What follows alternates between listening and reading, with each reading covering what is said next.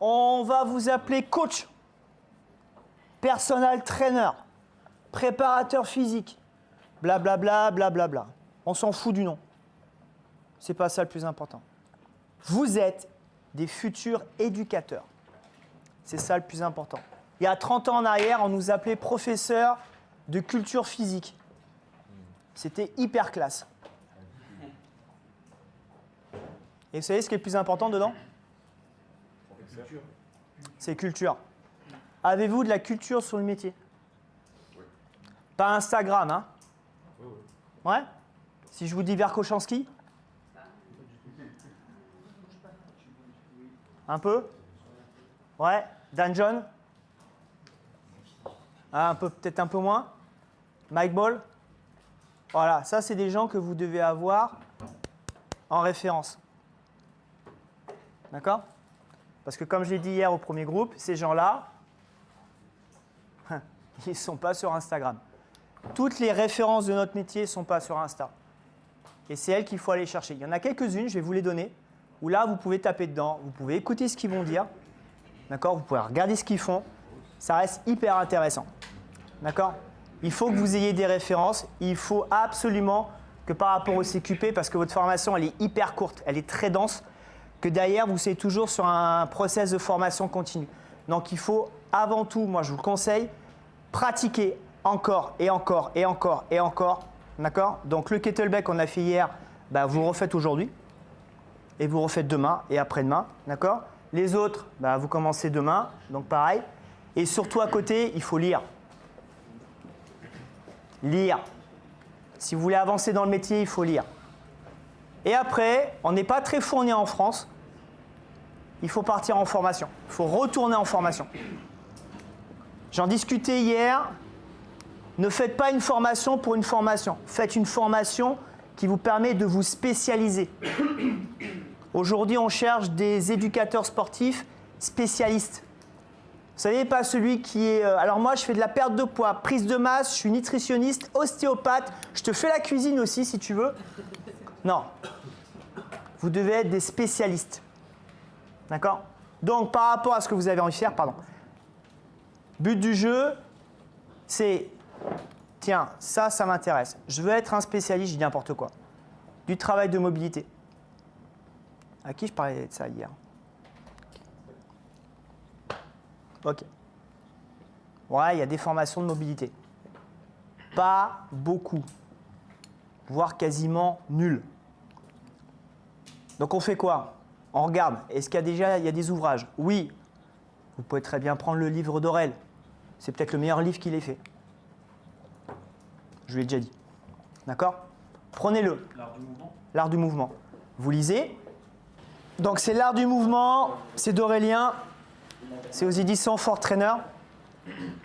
Moi, je vous conseille de prendre ce livre-là, de le lire tranquillement, sans vous précipiter, chapitre par chapitre. Encore une fois, de faire les exercices qu'il propose dans les formats qu'il propose. D'accord? Et c'est parce que vous allez pratiquer que vous allez derrière pouvoir mieux enseigner. D'accord? Ça vous permet d'avoir déjà un point d'ancrage sur « Ok, je vais commencer à travailler ma mobilité. » Et derrière, parce que je veux être spécialiste de mobilité, ça va me permettre de pouvoir mieux enseigner. D'accord? Si par contre, vous voulez être un spécialiste de la force, d'accord? Parce que c'est ça qui vous branche, vous voulez faire de la barre et que de la barre, le reste, vous vous en foutez, bah, c'est simple. Vous allez chez Strong First, par exemple, et vous passez le SFL. Vous voulez faire du kettle? Pareil, allez chez Strong First. Vous faites la formation SFG pour faire du kettle. D'accord? Etc., etc. Il faut fouiller un peu, on n'est pas très fourni en France. D'accord? Et surtout, ne tombez pas dans des formations qui sont, entre guillemets, des formations un peu pièges. D'accord? Ça, c'est super important. OK? Vous regardez bien, vous regardez la qualité de formation, la qualité des formateurs, d'accord? Et les formats. Aujourd'hui, on est de plus en plus sur des formats qui vont durer une journée, voire 2 journées. OK? La grosse différence, c'est qu'en fait, en France, on ne se forme pas. C'est le problème qu'il y a dans notre métier. D'accord? Moi, ça fait 20 ans que je fais ça. Les gens, ils sortent avec un BE, c'était avant, BP, et bon, maintenant le CQP, même si le BP existe encore. Et en fait, le constat, c'est que après, c'est bon, je suis diplômé d'État, c'est-à-dire vous avez un tampon, diplômé d'État, D'accord? C'est de la particularité française. OK? C'est bon. Le fameux « je sais ». Ah, OK, d'accord. Nous, on est comme ça. Les anglo-saxons, ils n'arrêtent pas de se former tout le temps, tout le temps, tout le temps, tout le temps. Ils sont capables de mettre l'argent sur la table parce qu'ils veulent absolument être les numéros 1. C'est comme ça. Nous, non. Donc, il faut que vous ayez du mieux que vous pouvez, à un moment donné, avec toutes les possibilités qu'il y a aujourd'hui, un petit budget pour éventuellement continuer à vous former. D'accord? Je vous donne un exemple. Vous allez faire une journée, on en parlait hier chez Strong First. La journée, c'est 100 €. Franchement, pour être hyper bon en coaching, c'est rentabilisé rapidement, de suite. C'est pas cher en fait. C'est donné. Vous voyez ce que je veux dire ou pas? Ouais? Donc continuez à vous former, c'est essentiel. C'est vous l'avenir, hein? C'est pas moi, hein? Moi ça y est. Hein? C'est vous. Donc c'est soit on fait des coachs, et je vais vous en parler, low cost, soit on fait des bons. Nous on a envie que vous soyez des bons. C'est vous qui allez représenter le métier, hein? C'est pas moi, hein? Moi ça y est, c'est fait, hein? D'accord? Il y a, allez, 15 ans en arrière, on avait des clubs où on faisait tout dedans. Il y avait la partie muscu, on faisait des cours collectifs, il y avait les saunas, hammam, il y avait des piscines, on faisait des cours d'aquagym, il y avait un peu de tout. D'accord? C'est le carrefour. OK? Tarif moyen, 49 €. C'est ce qu'il y avait à l'époque. OK? Aujourd'hui, ça, c'est fini. Aujourd'hui, on a deux opposés. On a les low cost, vous les connaissez. Donc, il y a du Basic Fit, il y a du Fitness Park. Orange Bleu, là-dessus, 19 €, 29 €. D'accord? C'est le modèle que l'on a par rapport à ça. Par rapport à ça, là-dedans, en termes de coaching, je vous le dis, c'est pas forcément évident. Parce qu'il ne faut pas oublier une chose, c'est que les gens qui vont dans ces clubs-là, c'est surtout parce que c'est entre 19 et 29 balles. Derrière, vous arrivez, vous dites, voilà, moi je te propose une séance de coaching à 50 balles. Ça va être difficile psychologiquement. D'accord? De l'autre côté, on a l'opposé. Ça veut dire que tu vas avoir un delta entre, non mais moi je paye 19 € parce que je suis à Basic Fit. Donc ça veut dire que potentiellement, je n'ai pas forcément les moyens financiers de payer 50 € 3 fois par semaine pour avoir un coach avec moi. Aujourd'hui, c'est un luxe d'avoir un coach. Hein. C'est clairement un luxe. Hein. D'accord? Donc ça, il faut bien y penser. Ça fait 150 € par mois. Vous multipliez ça par 4 parce que vous avez un hyper fréquentant, quelqu'un qui est assidu. D'accord? Ça fait 600 € par mois d'investissement. Alors vous allez me dire, oui, mais bon, c'est pour sa santé. Ouais, ok, d'accord, c'est pour sa santé. Mais aujourd'hui, les gens, ils ne pensent pas à ça. Hein. Aujourd'hui, ils se disent, ah ouais, mais c'est 600 balles en fait. Donc ça, il faut bien y penser. Donc soit tu as de l'aura, tu es super bon, et tu es hyper bon commercial, et tu arrives à avoir ce genre de discours pour derrière avoir 3 fois par semaine une personne qui te paye 50 balles. Sinon, ça va être compliqué. Ça, il faut bien y penser. D'accord? Donc, ce n'est pas forcément dans ce genre de club-là que vous allez pouvoir taper dans votre coaching. C'est clair, ça? Donc, il faut bien y réfléchir. OK? Comment? Ça peut être un argument pour dire aux clients, la salle, elle n'est pas chère et du coup, on travaillera là-bas. Ouais, par contre, ne faites pas du pas cher. Non, mais soyez pas des marchands de tapis, hein, on est d'accord? Pas la séance, mais en fait, l'accueil où on fait la séance, elle n'est pas chère. Donc, du coup, ça peut aussi être un argument pour... Ouais, sauf que Basic Fit, moi, je te dis, dans le 06, tu viens, d'accord? Tu es coach à Basic Fit, ok, super. Tu dois sortir un loyer de 800 € par mois. Ouais, c'est ça. À Paris, c'est pareil. Ça, c'est chez Basic Fit, hein, d'accord? La moyenne nationale, c'est aux alentours de 500 balles. Chez Basic, c'est 800 €. Donc, va m'expliquer à moi, parce que j'ai fait intervenir des gars que je connaissais qui bossaient à Basic Fit, là, pour mes étudiants. Explique-moi comment, en payant 19 € par mois, quelqu'un qui n'est pas en capacité de sortir 50 € parce que justement les 19 lui conviennent bien, et après de ça, à côté, il faut que j'accumule un maximum pour sortir 800 € pour sous-louer Basic Fit. L'opposé, c'est ce qu'on appelle les clubs premium. Donc sur les clubs premium, là-dessus par exemple, ici sur Paris, c'est tout ce qui est chez Clays, l'usine, les clubs épisodes. Ça, c'est des clubs premium. D'accord? Épisode. Donc soit vous avez le format club traditionnel avec une prestation premium, donc derrière un tarif premium. D'accord? La moyenne, ça commence à 60 € par mois et ça peut monter à 200, 250 sans problème. Par rapport au club, vous avez ce qu'on appelle les studios gym. Ça, c'est en plein développement. Donc, ce sont des studios qui sont spécialisés dans un domaine, d'accord? Comme les studios Pilates, d'accord? Studio yoga, les studios de coaching traditionnels, d'accord? Il y a un coach ou deux coachs, ils ne font que du coaching, d'accord? Que du one-to-one. Épisode est sur un format studio gym. Donc chez Épisode, par exemple, on appelle ça des hubs. C'est-à-dire qu'à l'intérieur d'un hub, vous avez 2 ou 3 studios. D'accord? Ils sont spécialisés sur du travail athlétique, sur des séquences rameur, ski erg, bike, d'accord? Ce genre de choses. Il y a aussi du pilates. Donc en gros, pour chaque hub, vous avez 2 ou 3 studios. D'accord? Où les coachs sont spécialisés, ils sont formés sur ça. D'accord? Ouais, en fait, tout ça, tout ce que je vous dis là, c'est prestations et coûts premium. D'accord? Les clubs, c'est à tout à l'intérieur. Tu as la partie muscu, tu vas avoir les cours collectifs, tu vas avoir, comme j'ai dit tout à l'heure, le sauna, le hammam, le spa. Certains ont la piscine pour faire les cours d'aquagym, donc tu as un peu de tout dedans. D'accord? Nous, dans le sud, on a un club qui s'appelle Top Fit, il fait 3000 m². D'accord? C'est un club premium, mais tu as tout dedans. Tu as un salon de coiffure, tu as les masseuses, etc., etc. Les studios, donc vous avez compris, c'est de la spécialisation. Et CrossFit, la marque CrossFit, c'est du premium. Gardez en tête que la marque CrossFit, c'est la première marque en France. CrossFit, si ça vous intéresse, il faut après derrière passer le level 1. On en parlait hier, le level 1 de toute façon, c'est du business, c'est le modèle américain. Vous payez 1000 €. Ça dure une journée.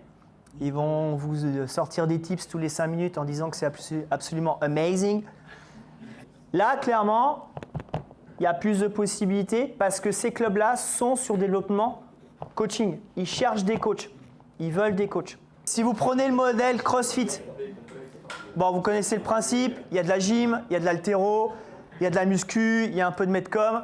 D'accord? Et en fait, au fur et à mesure, dans une bonne programmation, dans un monde idéal, dans une box de CrossFit, il faudrait qu'il y ait dans la semaine une session de gym, une session haltéro, une session renfo, une session metcom. D'accord? Sauf que ça, mettre ça en place pour les gérants en CrossFit, c'est très compliqué parce que c'est pas très vendeur en fait. Tu viens, tu fais ton heure de gym, c'est pas très vendeur. Les gens, quand ils viennent, on en parlait hier, ils ont envie de faire un échauffement, prendre une barre, faire les 15-20 minutes de travail à la barre et après, ils veulent se déchirer la tronche sur un metcom. Ça, c'est le modèle que vous allez avoir le plus souvent, d'accord? Mais ce n'est pas le modèle idéal en termes de développement physique. Si vous voulez avoir un bon développement, il faut travailler chaque qualité, d'accord? Ou une, deux qualités que vous pouvez mettre ensemble, mais il faut qu'il y ait une programmation qui soit claire, ok, sur plusieurs semaines de travail. Si ça change tous les 5 minutes, en fait, votre corps n'a pas le temps de s'adapter. Il ne comprend rien à ce qui lui arrive. D'accord? Donc, changer trop souvent, non. Ne pas changer l'entraînement, non plus. Il faut faire un peu des deux, en fait. Il faut équilibrer. D'accord? Mais c'est le modèle CrossFit, c'est un parti pris. Et donc là-dessus, ouais, vous avez de plus en plus de coachs qui s'installent dans les box de CrossFit parce qu'en fait, les gens qui font du CrossFit demandent à avoir moi, j'ai besoin de bosser l'haltérophilie, c'est un manque que j'ai. Ok, on fait une session de coaching en haltéro. Moi, c'est la gym, moi, c'est le renfo, je ne suis pas bon en squat. Ok, je te fais faire un coaching en squat. Donc ça se développe de plus en plus. Donc intéressez-vous aussi aux box, même si vous n'êtes pas forcément un spécialiste de CrossFit. D'accord? Il y a même des box aujourd'hui, ils font des cours en yoga. Coaching à domicile. Le coaching à domicile, c'est ce qu'on faisait, nous, il y a 20 ans en arrière. D'accord? Dans un second temps, le coaching à domicile a baissé. Pourquoi? Parce que les clubs ont commencé à se dire « Tiens, ça serait pas mal de faire du coaching dans les clubs ». Donc c'est là où on est arrivé à avoir des coachs dans les clubs qui payaient un loyer tous les mois ou faisaient une rétrocession de 10-15% par rapport à leur chiffre d'affaires. Ça s'est développé dans les années 2000. D'accord? Le Covid est arrivé, ça a tout basculé et aujourd'hui, les coachs retournent à domicile. Parce que les gens se sont dit « Ah, mais faire du sport à la maison, tout qu'on fait, c'est sympa. » Donc, moi, je le vois dans le sud. On a de plus en plus de coachs qui retournent à domicile et surtout, ils n'ont plus envie de payer 500, 600 € de loyer tous les mois. Même si, OK, pour 500 €, tu as un club et tu fais ce que tu veux dans le club. Sauf que, attention, là-dessus, sur certains clubs, ils vous empêchent clairement de faire votre démarche professionnelle, de mettre votre carte de visite. Enfin, ça n'existe plus, carte de visite. Mais... D'accord? Il y a des clubs, ils vous menottent par rapport à ça. Ils vous disent « Ah, mais pas de problème, tu fais ce que tu veux, tu sous-loues. Par contre, pas de communication. » Ah, ça va être un peu compliqué quand même. Et attention, vous avez des clubs, ils ont leur coach salarié. Donc moi, j'arrive, je m'inscris, je veux un coach. Vous pensez bien que les commerciaux, ils vont me diriger vers le coach qui est salarié du club, parce que c'est son collègue de travail. Il ne va pas me diriger vers le coach indépendant. Donc ça joue contre vous aussi, hein. Donc faites gaffe à ça. Hein. D'accord? Donc le coaching à domicile reprend ses lettres de noblesse. La grande difficulté, comme on le sait, c'est quand tu arrives à la maison, des fois il faut pousser le canapé, il faut pousser la table basse, tu arrives avec ton petit sac élastique et là on te dit « Non mais moi je vais prendre de la masse ». Ça va être un peu compliqué. Donc c'est pareil, il faut bien cibler la clientèle par rapport à ça et voir dans quelles conditions vous allez travailler. Si c'est une galère par rapport à votre temps de parcours, ok? Si c'est une galère par rapport à l'appartement par exemple, en gros à un moment donné, ça ne marchera pas. Donc il faut aussi prévoir ça à l'avance. Sinon vous allez vous taper des kilomètres pas possibles et vous n'allez pas avoir les conditions optimales pour pouvoir travailler comme vous voulez. Surtout si il y a un objectif qui est clair de la part de votre client.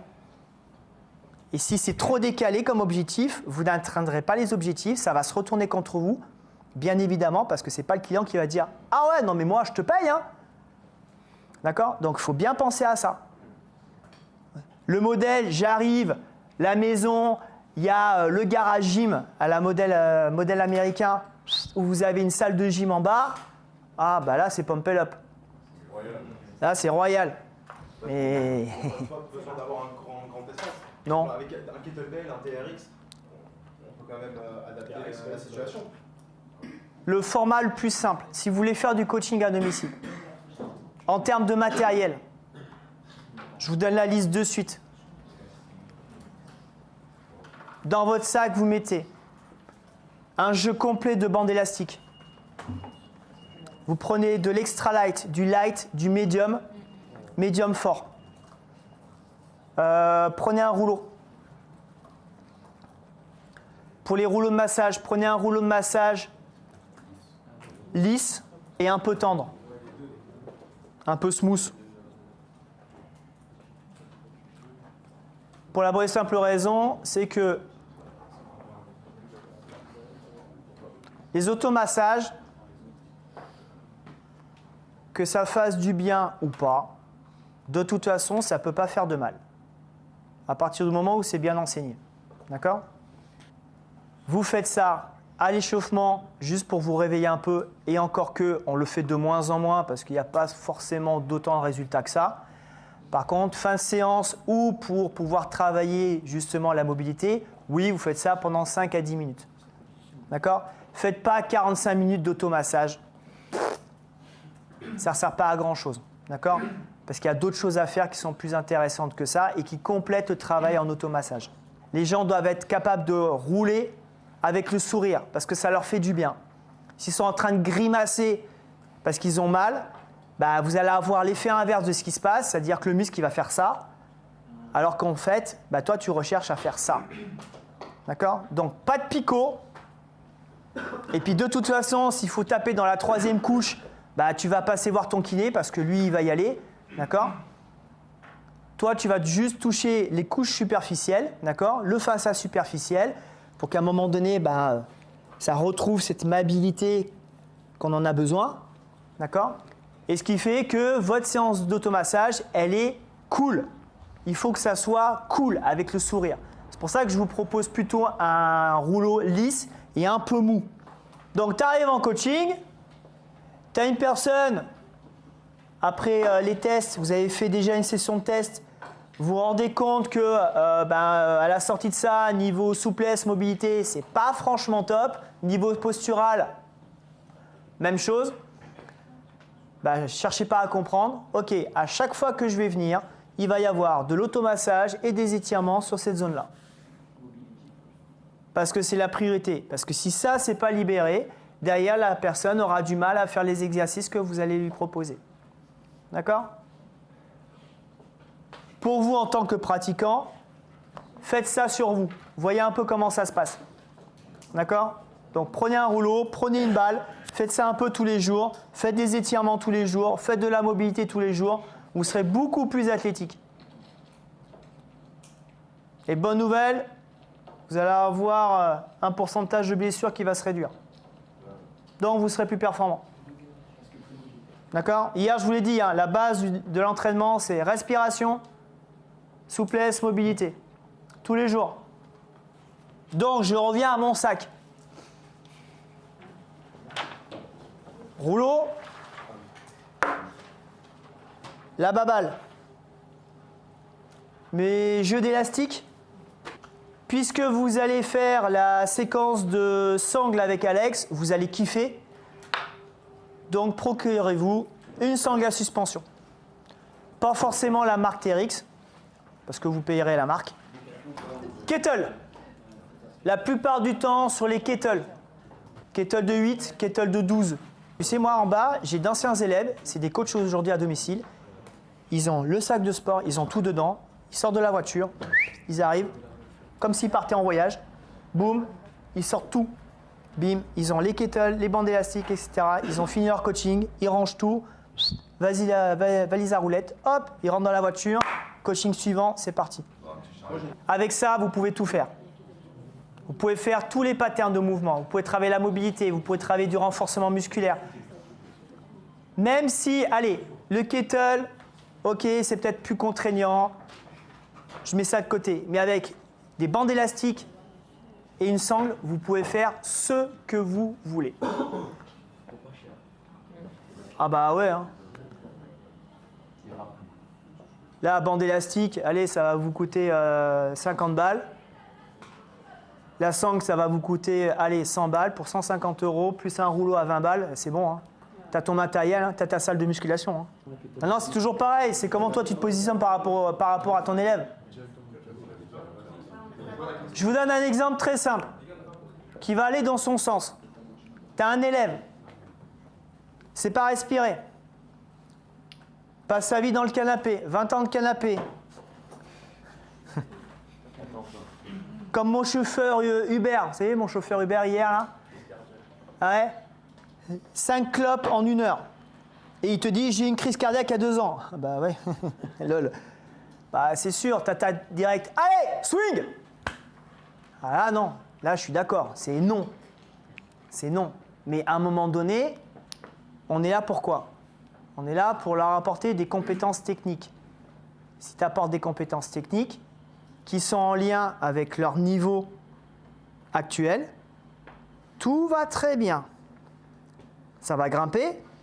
Et puis à un moment donné, bah, Monique qui a 20 ans de canapé et 5 clopes toutes les heures, bah, ça va grimper. Elle va réussir à faire un swing, elle va réussir à faire un squat, elle va réussir à faire un press, etc. etc. Puis elle va te dire, bah tiens, bah, j'ai arrêté de fumer. Ok, cool. Bah tiens, je n'ai plus de canapé à la maison. Ok, cool. Votre boulot, c'est qui j'ai en face de moi. Vous avez fait les tests en début de semaine, non? C'est la priorité.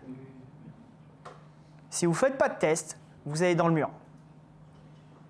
Je suis radical par rapport à ça. Parce que ça veut dire que tu ne sais pas qui tu as en face de toi. Donc, les programmations toutes faites qui sont en ligne, vous laissez tomber. D'accord? Vous laissez tomber. C'est toi, t'es qui? On va les faire tout à l'heure, plutôt cet après-midi. Je lui fais passer les tests, je le scanne. Tu as besoin de ça et de ça. Là, je fais du bon boulot. Là, il n'y a pas de problème. Je sors ce qu'il faut, je sors ma carte bleue parce que tu es un bon. Pas de test, c'est le mur. Il n'y aura pas de résultat. Comprenez ça ou pas? Vous devez être des coachs en capacité de tester. Pas faire une batterie de tests. D'accord? Vous en prenez 3 ou 4 au départ. Vous en faites le plus possible.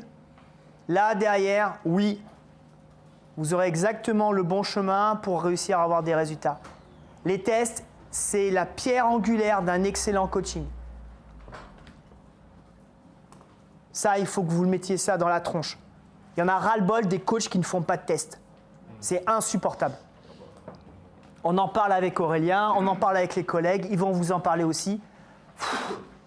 Ouais, salut, tu veux quoi? Ah, moi, je prends 10 kilos de masse. Allez, viens, on fait un 10 x 10. Moi, à l'époque, quand je faisais ça, vous savez le nombre de fois on m'a dit « Ah bah, c'est bien la première fois qu'on me fait passer des tests. » Bah ouais. Ça doit vous arriver à vous aujourd'hui. Pensez bien que moi, mes athlètes, ils sont scannés dans tous les sens. D'accord? Là, on commence à voir les sélectionnés pour la voile. Bah là, ça y est, hein, semaine prochaine, pourtant je les connais, et ben on va les rescanner.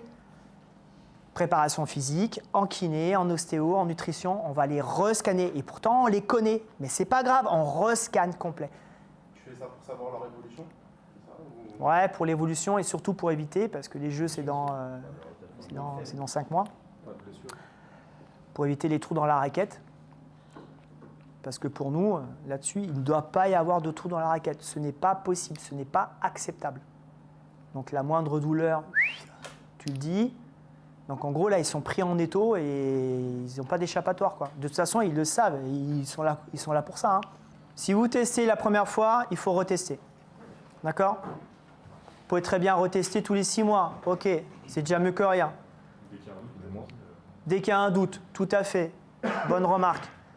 Vous testez tous les 3 mois. Tester, c'est une compétence. C'est une plus-value. Vous gardez les tests dans les mêmes conditions. Vous faites exactement les mêmes. Vous pouvez compléter par 1 ou 2 autres si besoin. D'accord? Mais ça permet de voir s'il y a une évolution, stagnation, voire éventuellement une régression. Mais s'il n'y a pas de test, vous ne savez pas où vous en êtes. C'est comme si, ok, tu la vois la montagne là-bas? Ouais. Bah vas-y, ok super, je vais où? Wow, on n'en sait rien, mais on y va quoi. Ah ok d'accord. Bah tu vas te perdre, hein. Tu n'arriveras pas au sommet, hein. Bah, dans notre métier, c'est exactement la même chose. Donc gardez bien ça en tête, d'accord? Testez s'il vous plaît. Donc là aujourd'hui clairement, le but du jeu c'est de savoir après le CQP ce que vous avez envie de faire. Peut-être que les choses vont changer parce que vous allez avoir un certain nombre d'intervenants et que les intervenants ils vont vous parler de leur expérience peut-être, ils vont vous donner des conseils. Ce qui fait que votre projet peut être modifié, mais gardez en tête qu'aujourd'hui, en somme, en France, vous avez ici le paysage de ce que vous allez retrouver comme club. Si on parle maintenant au niveau des régions, Paris reste Paris.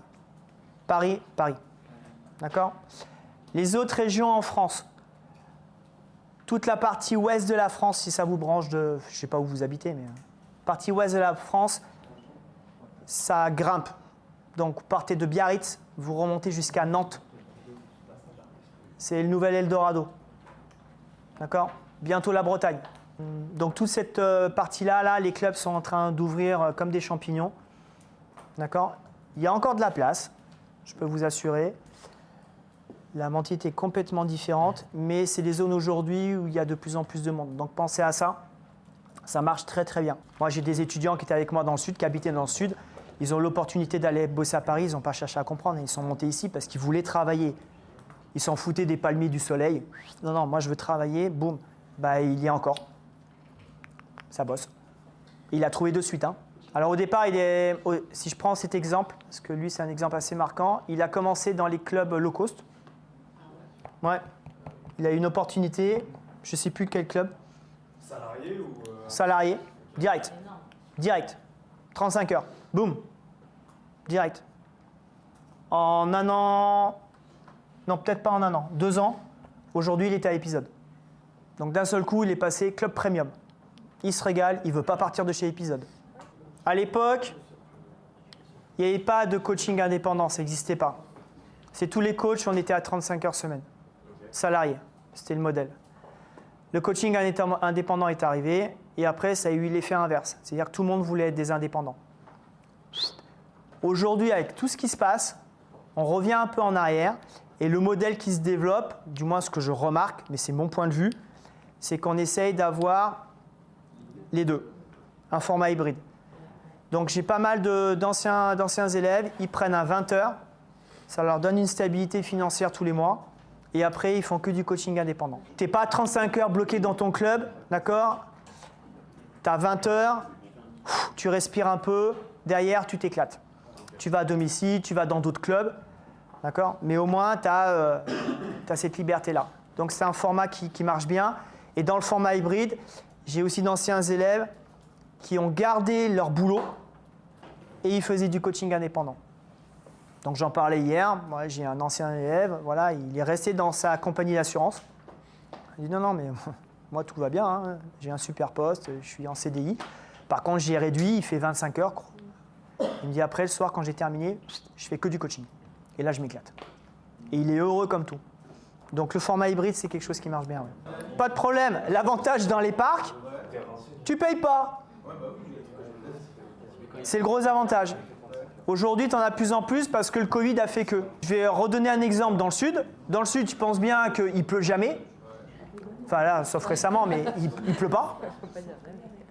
Donc le samedi matin, moi j'ai un coin qui s'appelle Opio. C'est un petit village sympa. Par contre, il y a un parc immense à côté d'un golf. Bah, tous les samedis matins, il y a au moins 10 coachs étalés dans le parc. Ils font tous du small group. Et là, c'est magique. Tu ne payes pas de loyer. Tu as toute la place disponible. Tu es dans un parc qui fait 500 hectares. Tu n'as pas le problème de déplacer un canapé et une table basse dans la maison.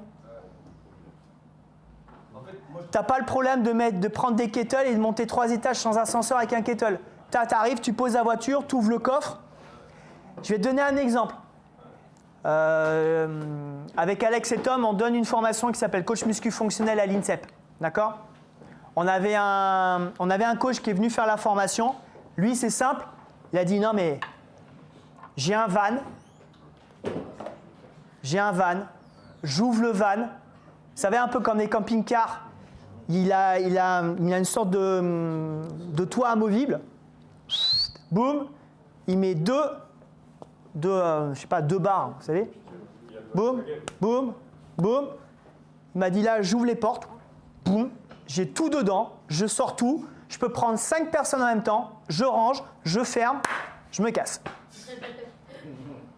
Il m'a montré en vidéo. J'ai fait, mais c'est magique. Bah ouais. Il a mis son nom sur son Volkswagen, je sais pas ce que c'est comme marque là. Et il s'amuse. Il se balade comme ça. Il est dans un coin où c'est un peu plus peinard qu'ici. Et il ne fait que des coachings comme ça. Il prend 5 personnes en même temps. Et là, il va dans les parcs. Il peut se mettre sur un parking. Il ne paye pas. Alors, le coaching en ligne, oui. Ce qui est difficile, c'est le suivi en fait. C'est ça le plus dur.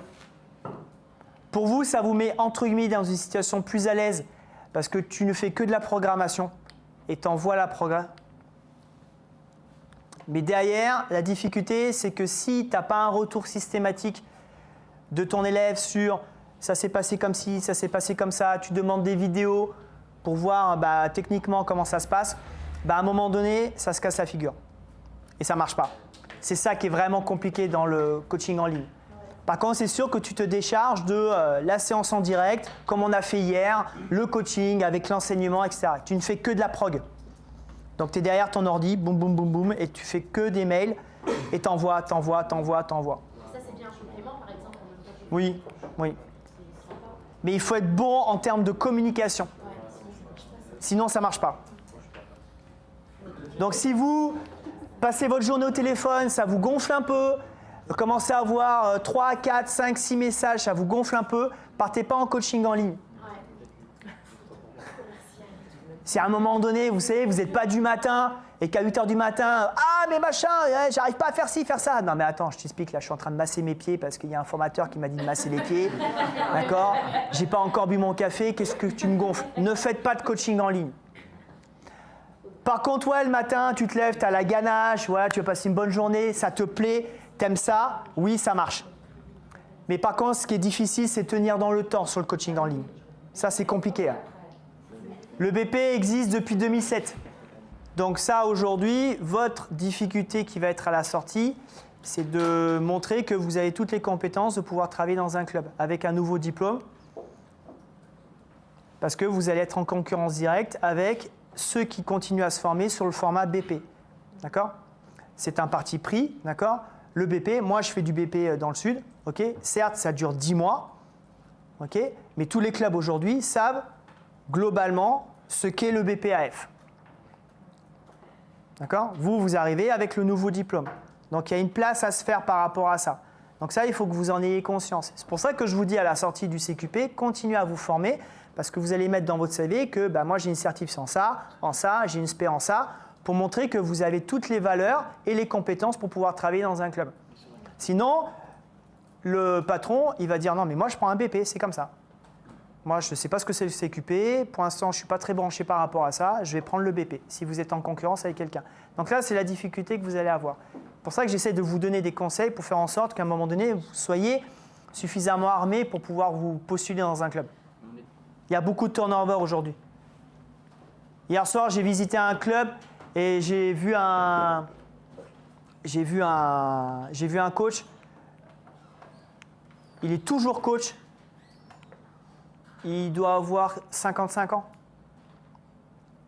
Ça fait 35 ans qu'il fait ça.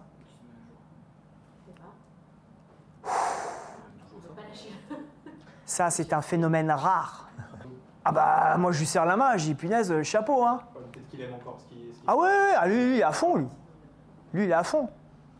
Bon, tu le vois, il est un peu...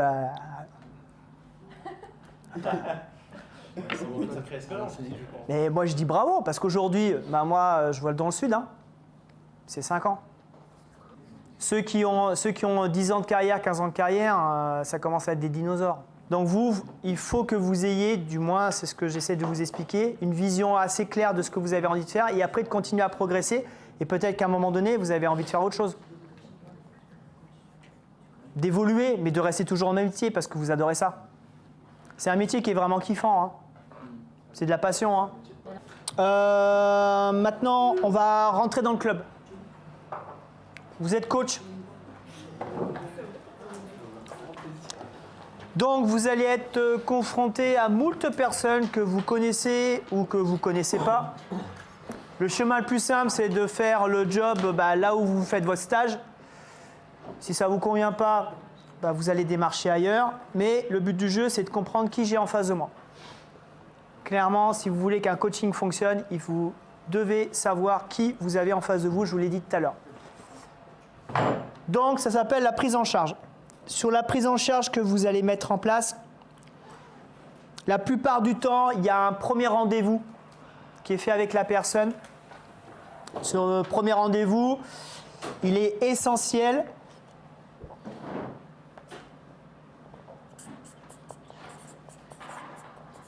Car il va vous permettre de mettre en place ce qu'on appelle l'histoire sportive.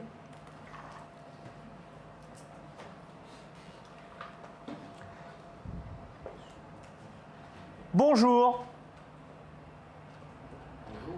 Bienvenue. Bienvenue dans le club. Asseyez-vous. Qu'est-ce que je peux faire pour vous? Exactement. Que puis-je faire pour vous? Objectif.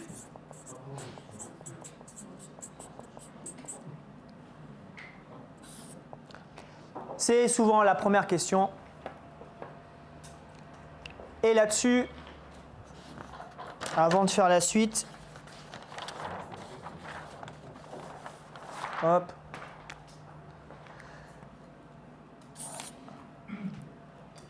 Vous avez 3 grandes familles d'objectifs.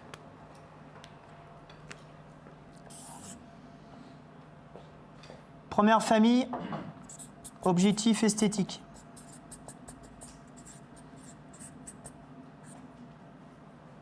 Là-dedans, vous rentrez la perte de poids, vous rentrez la prise de masse. Vous savez, je veux me tonifier. J'adore celle-là.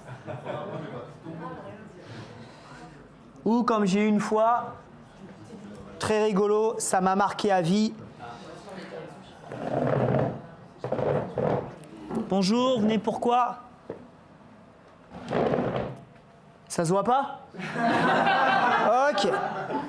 Véridique, hein. Mais vous voyez, l'échange est un peu hard. Hein. 2 minutes hein, que je l'avais en face de moi. Donc, je me suis dit, bon, je vais arrêter le coaching, je vais faire du sport de haut niveau, c'est peut-être plus simple. Bref, objectif performance. Donc, dans notre idée, c'est ce qu'on appelle la préparation physique. Et vous allez voir qu'au fur et à mesure de votre CQP, ouais, vous pouvez vous appeler préparateur physique, parce que quand vous permettez à quelqu'un de perdre 10 kilos, c'est une réelle performance. Ouais. À l'inverse, prendre 10 kg de masse, c'est une réelle performance.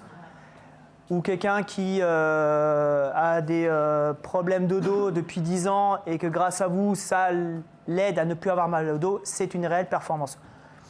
Donc dans cette idée de performance, c'est plutôt le côté « je m'occupe du sport ». Donc préparation dite sportive, compétition de loisirs, compétition amateur ou éventuellement professionnelle. Parce qu'il n'y a pas de législation sur le métier de préparateur physique. En fait, dans l'absolu, nous n'existons pas. Légalement. Le coach sportif existe légalement, le préparateur physique, non. Santé. Il y a 20 ans en arrière, notre métier, c'était fitness. Être fit. D'accord? Et ça, ce côté fitness, historiquement, c'était lié à ça. Je vous explique la petite histoire. La culture physique, c'est français. L'haltérophilie, c'est français. C'est pas russe, c'est pas chinois, c'est français. D'accord? On a eu un monsieur qui s'appelait à l'époque Hippolyte Tria. Vous regardez sur Internet, c'était un grand costaud. Il n'y a pas de photo de lui, il n'y a que des dessins. D'accord? Que je vous... Tria, T-R-I-A-T. T-R-I-A-T. C'était un grand gaillard au 19e siècle. Il a été un des premiers à parler de culture physique, sachant que la notion de culture physique, ça remonte évidemment à l'époque de l'Antiquité. D'accord? Mais nous, en France, on a eu ce personnage-là. Et celui qui a boosté derrière, c'était un monsieur qui s'appelait Edmond Desbonnets. Edmond Desbonnets est celui qui a mis un coup d'accélérateur à la culture physique en France. Il a fait plusieurs écrits par rapport à ça. Et en gros, l'idée, et ça vient de l'Antiquité, c'est qu'en somme, si tu es beau, tu es en bonne santé. Non mais, on se détend. D'accord? 19e siècle. Si vous existez demain, c'est grâce à eux, d'accord? Donc on se détend. Donc historiquement, c'était ça. D'où la notion au fur et à mesure qui s'est étalée et qu'on arrive à avoir ce côté fitness, être fit. Ça veut dire que tu es en bonne santé. C'est-à-dire qu'en gros, tu bouges tous les jours pour être en bonne santé. On sait aujourd'hui que les choses ont un petit peu changé, bien évidemment. Et donc, pour revenir à l'aspect santé, aujourd'hui, l'aspect santé prend de plus en plus de place dans le monde actuel. D'accord? Il y a un réel marché par rapport à ça. La population française vieillit. D'accord? Il y a des formations qui existent pour vous former spécifiquement pour travailler avec les seniors, pour travailler avec les personnes qui ont des insuffisances respiratoires, maladies cardiaques, cancer. D'accord? Vous avez une formation qui existe qui s'appelle le CS AMAP, Certificat de spécialisation, animation et maintien de l'autonomie de la personne. C'est une formation qui est courte, qui fait partie initialement du projet sport santé du gouvernement, donc le sport sur ordonnance. Ça existe ça? Oui, bien sûr que ça existe. C'est une ordonnance qui t'ordonne d'aller pour le sport? Non, du tout. Je vais vous expliquer. Et donc, dans cette formation-là, donc, il y a certaines écoles qui proposent cette formation sur des formats qui sont assez courts. Généralement, c'est un format qui dure 3 mois. C'est un certificat de spécialisation. Donc, ça veut dire que vous êtes déjà diplômé d'État, soit avec un CQP, soit avec un BP. D'accord? Et là-dessus, vous avez un programme sur la connaissance de travail avec les seniors, insuffisance respiratoire, les cancers, tout ce qui est prise en charge d'une personne avec une traumatologie. Donc là, vous êtes en stage avec un cabinet de kinésithérapie. D'accord? S'occuper d'une future maman. Et à l'issue de ça, vous pouvez travailler dans le modèle sport-santé. Aujourd'hui, l'avantage, c'est que vous avez une prise en charge qui est faite par les mutuelles. Donc ça veut dire que la personne peut demander auprès de sa mutuelle, d'accord, une prise en charge de 10 séances de coaching, je dis n'importe quoi. D'accord? Vous faites votre tarification habituelle. D'accord? Vous avez les compétences de vous occuper de cette personne-là, spécifiquement par rapport à sa pathologie ou à maintenir son autonomie.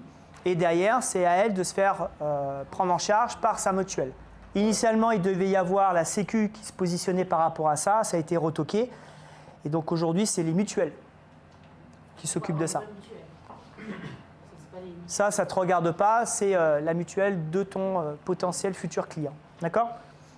Quelque part, vous avez compris que si vous voulez avoir ça et ça, ça, c'est la priorité. D'accord? Ça, c'est la première chose. La deuxième chose, c'est que sur ces 3 grandes familles, de toute façon, par rapport à ce que vous entendez habituellement, moi, je veux perdre du poids. Bah, perte de poids, ça peut être là. Donc, tout ce qui se passe au mois de mai, là. Ça peut être là. Bah, moi, je suis en sport de combat. Il faut que je reste dans ma catégorie, sinon ça va être compliqué. Ou là, bah, je suis en obésité morbide. Si je ne fais pas quelque chose, je meurs. C'est ça, hein? On est d'accord? Ok. Derrière, vous allez poser un certain nombre de questions pour commencer à comprendre la personne. Conseil, quand la personne vous dit « je veux perdre du poids », derrière, vous lui posez la question « pourquoi ?» Donc la personne, elle vous dit « je veux perdre de poids, je veux prendre de la masse ». Derrière, vous posez la question « pourquoi ?» Ça va vous permettre de comprendre comment la personne fonctionne par rapport à cet objectif. Comment elle se situe par rapport à cet objectif-là. Pour moi, cette question, elle est fondamentale. Pourquoi? À partir de là, le reste découle. Qu'est-ce que tu as fait jusqu'à présent pour perdre du poids? Qu'est-ce que tu as fait jusqu'à présent pour perdre du poids? Rien. Ok. Est-ce que tu fais une activité physique et sportive? Oui, non. Si oui, depuis combien de temps?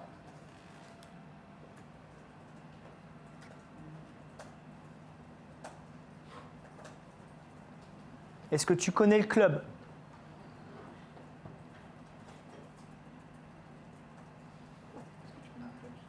Est-ce que tu connais le club? C'est est-ce que tu es inscrit en salle? Est-ce que tu as déjà fait de la musculation?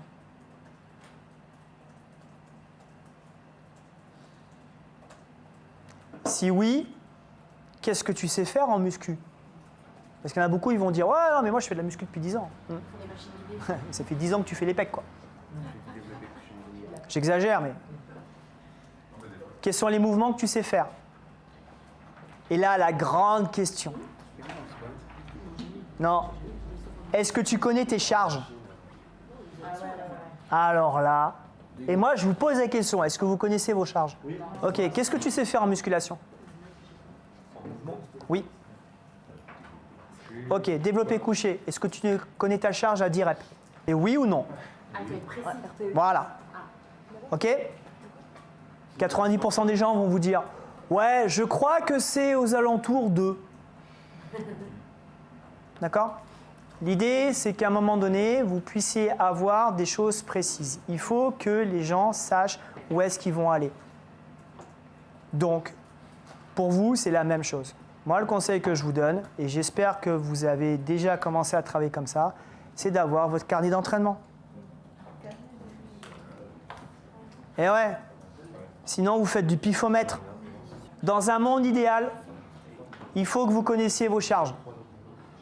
Donc, le carnet d'entraînement va vous aider à savoir quelles sont la charge à 5 RM, 7 RM, 10 RM, 15 RM, peu importe. Pour vos élèves, c'est pareil. Et vous devez garder tous les programmes de vos élèves pour connaître l'évolution et de savoir exactement où est-ce qu'il en est et évidemment de recalibrer les charges au quotidien. Si vous ne recalibrez pas, en fait, vous allez accumuler des pourcentages de décalage qui fait qu'à un moment donné, ça ne marche plus, il n'y aura plus de résultats. Quand j'arrive en séance, j'allume l'ordi, ils ont le programme, boum, boum, boum, ils font ce qu'ils ont à faire, tac, ils arrivent, ils recalibrent direct. En live. Mardi, ils reviennent, boum, ils font pareil, ils recalibrent. Ce qui fait qu'en fait, les charges par rapport à leur capacité physique collent tous les jours au quotidien. Sinon, il va y avoir un décalage et à un moment donné, Tu peux donner un exemple précis? plus de progrès. Alors, squat. Ok, tu arrives, tu me fais 100 kg. Aujourd'hui, tu as 3 séries de 5 à faire. Et 3 séries de 5, la charge ici, je l'ai calculée, ça doit correspondre à peu près à ton 7 RM. Donc, c'est dire que tu en as 2 dans la poche. Tu n'es pas là. Très bien. Il fait sa première série, 5 reps. C'est bon, tu as les 2? Ouais. Il fait sa deuxième série, il commence à sentir de mieux en mieux. Tu en as combien dans la poche? Je passe plutôt à 3 là. Ok. Troisième série, comment tu te sens? Ouais, là, je suis bien. Passe à 4. Ok. 2, 4 dans la poche. Soyons patients. Ça, c'est la journée A. Journée B, il revient. Ok. Puisque tu as gardé tout en mémoire, parce que tu as un carnet d'entraînement, d'accord, pour éviter de refaire la même chose, tu dis, voilà, aujourd'hui, tu fais un 4x5. Hop, toujours pareil, 7 RM. Il arrive, première série. Alors, combien? Waouh! Putain, là, je ne sais pas ce qui se passe, mais j'en ai 5 dans la poche. Ah ouais. Soyons patients. Deuxième, alors? Toujours 5, là. Ah ouais. Ok. Troisième, pareil. Quatrième, pareil. Qu'est-ce qu'on fait? La charge ou le volume. Pour la fois d'après, hein. Ah non. Voilà, vous avez 2 possibilités. Possibilité numéro 1. Tu t'enflammes pas, c'est peut-être un jour de grâce. Toi, tu continues ta prog, tranquillement, tu fais un 5x5. Tu as juste augmenté à chaque fois le nombre de séries. On va voir si ça se confirme. D'accord? Tu aimes bien un peu la prise de risque, et effectivement, si là, pour les 4 séries, à chaque fois, il a un 5 dans la poche, ça veut dire que dans l'absolu, d'un point de vue théorique, c'est plus son 7 RM. Donc, la fois d'après, tu grimpes un cran. Donc là, tu mets 105. Je dis n'importe quoi. Et il refait le 4x5. Non, tu refais 4. D'accord? Tu peux refaire 3. Pas de problème. Mais tu as mis 105. Et là, tu revérifies avec lui. Et là, tu en as combien? Là, j'en ai 2 dans la poche. OK. Et il a les 2 dans la poche pendant les 4 séries. C'est bon. Je valide. Ta nouvelle charge à 7 RM, c'est 105 kg et non plus 100 kg. C'est quoi 2 dans la poche? Ça veut dire que la charge à l'échec, c'est 7 RM, rep maximal, mais tu lui demandes de faire que 5. Testing RMA, ça n'a pas de sens. D'accord? Les seuls qui font du testing en RMA, c'est les spécialistes. Haltérophile, powerlifter, basta. Vous n'avez pas besoin de le faire. Parce que ça, par exemple, pour des débutants, C'est trop spécifique, c'est trop compliqué, on ne le fait pas aux débutants, ça ne va pas vous donner plus d'informations que ça. Donc là, l'idée, c'est que si vous ne recalibrez pas, vous, votre squat, vous le gardez toujours à 100 kg, sauf qu'à un moment donné, puisque vous ne recalibrez pas, ces niveaux de force, ils vont plafonner. Donc il n'y a plus de progrès. C'est pour ça qu'il faut avoir un carnet d'entraînement. Contre-indication, prise de médicaments. Posez ces questions-là. Pareil, par expérience, il y a 15 ans en arrière, on a eu un adhérent. Il ne fait pas attention, il fait son squat, boum, il range les poids, il se lève et boum, la barre de 20 kg ici. Et là, il commence à faire ça. Boum, et il convulse. Super, génial. Donc on est arrivé, on a fait tout ce qu'il fallait, on a essayé de faire tout ce qu'il fallait. Il va bien, hein. D'accord ? Donc les pompiers arrivent, etc. Et c'est là où en fait, il nous apprend qu'en fait, il doit prendre un médicament. Et pourquoi tu ne nous le dis pas? Parce que ton médicament, il est là-haut. Et si on l'avait su, on va le chercher. Et s'il faut, à ce moment-là, on te file un coup de main. Vous voyez ce que je veux dire ou pas? Donc c'est important ces questions-là. Donc prise de médicaments, ils sont censés savoir le gérer. Les blessures qu'ils ont eues et éventuellement les contre-indications. Grand traditionnel, taille et poids. IMC, ça vous parle? Tu as globalement, par rapport à l'indice, savoir dans quelle case la personne se trouve. Ça, c'est l'avantage. Inconvénient, tu n'as pas la connaissance réelle de son IMG, taux de masse grasse. Là-dessus, qu'est-ce qu'on a? Pas simple cutané, mais il faut être formé. Généralement, c'est plutôt les kinés qui s'en occupent ou les diététiciens nutritionnistes. Vous avez les scans, vous avez les électrodes, les balances. Alors oui, c'est faussé les balances, elles ne sont pas suffisamment précises. C'est clair, à ce jour, il y a la passe simple cutanée qui reste toujours un modèle hyper précis. D'accord? Et vous avez de l'autre côté les scans qui sont de plus en plus précis, parce que le matériel évolue par rapport à ça. Je vous donne la formule, comme ça c'est fait. Poids divisé par taille au carré. Alors, je vous donne l'astuce. Vous commencez par la taille au carré. C'est en mètres, hein? C'est en mètres. D'accord? Donc tu fais 1,80, tu fais 1,80 multiplié par 1,80, tu as le résultat, et le poids c'est en kilos. Et tu fais le poids divisé par le résultat que tu as eu. Je vous donne les grandes catégories. D'accord? Attention, c'est le panier moyen pour toute la population. D'accord? Si vous voulez plus de détails, vous avez des tableaux qui existent parce qu'ils prennent en considération le sexe et l'âge. Ok? Moi, je vous donne simplement le tableau moyen. On va la faire très simple. Entre 18,5 et 25, vous avez une corpulence dite normale. Entre 15 et 18,5, vous avez une corpulence dite mince. En dessous de 15, vous avez une corpulence dite maigre. Entre 25 et 30, vous êtes en surpoids. Il n'y a pas de mieux. 30-35, vous êtes en corpulence obèse. Au-dessus de 35, obésité morbide.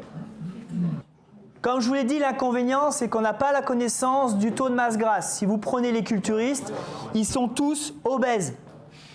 Vous savez, les gros, là, aux States, ils sont tous obèses. Non, c'est la réalité. Mais ils ont un taux de masse grasse qui est bas. On est d'accord?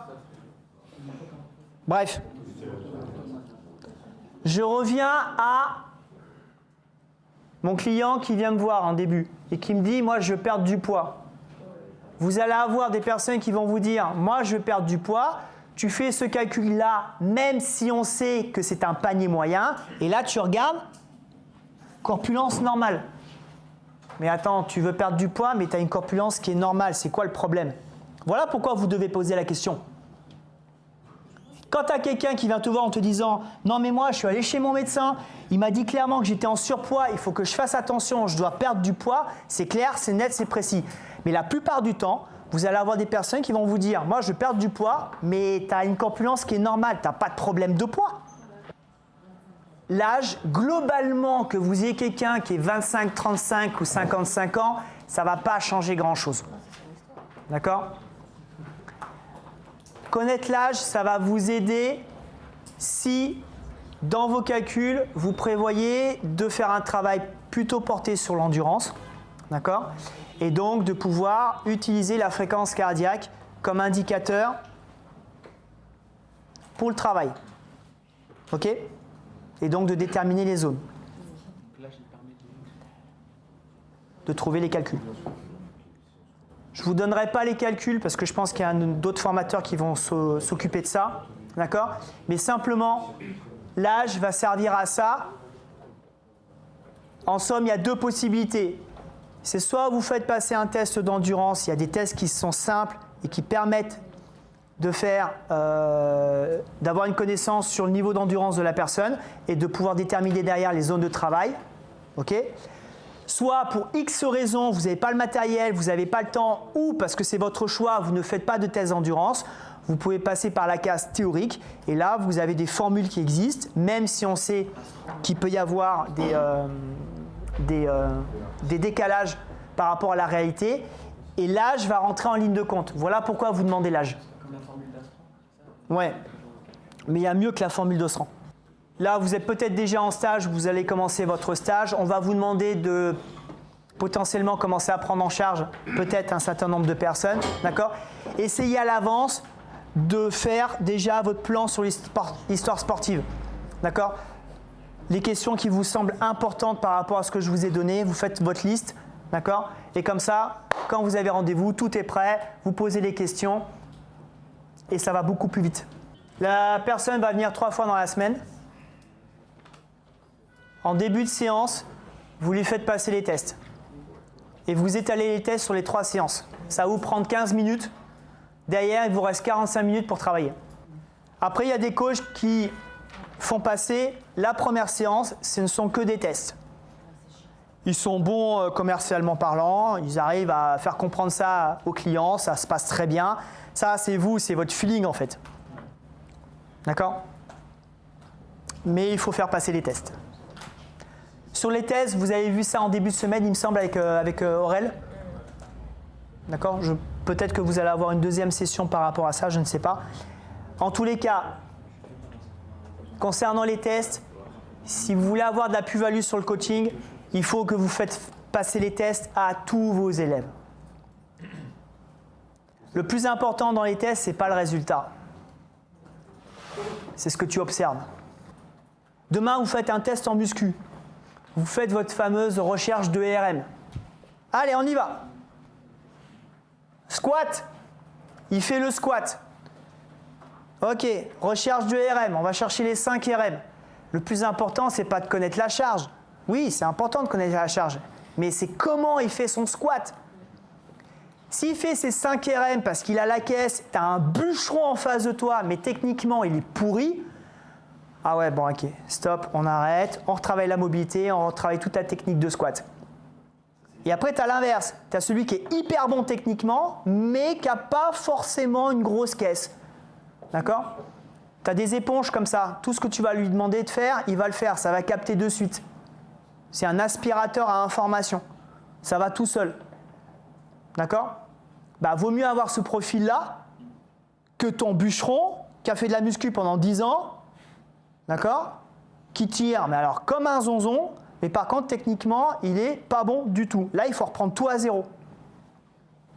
Et alors là, pour lui, son ego, il va en prendre un petit coup quand même. Hein ? Ça va être difficile. Mais c'est ça vos observations. C'est pas tant qu'ils prennent 100, 120, 150, on s'en fout. C'est comment tu dépotes tes 150 kilos. Parce que faire 150 kilos, t'es comme ça. Non, mais... Ouais. Alors, charge en presse ? Ouais, je prends 300 kilos en presse. Ouais, et en squat ? Vous avez compris l'idée, d'accord ? Donc, observez sur les tests. Quand les tests sont faits, tu fais ta prog. En prenant en considération l'histoire sportive et les tests. Et là, tu fais ta prog. Je vais être assez clair par rapport à ça. On est d'accord? Chacun son métier. T'es coach. Donc toi, t'es en tenue de travail. Short, t-shirt, basket, un chrono, une prog, et on y va. D'accord? T'es pas nutritionniste, t'es pas diététicien, c'est pas ton taf.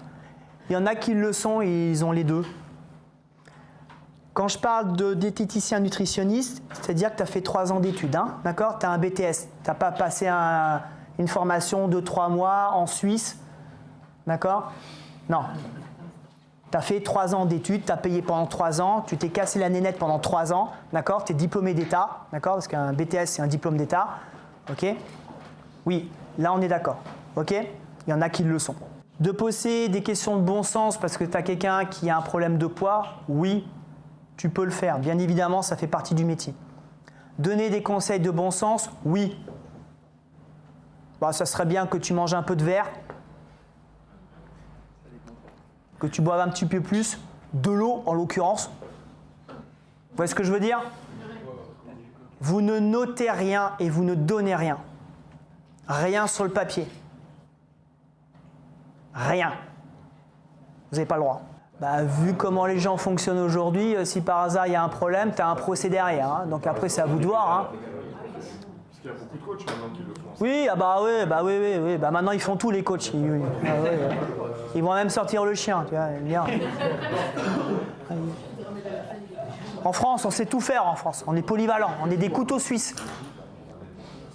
Non, restez focus, votre taf. Vous faites faire du sport.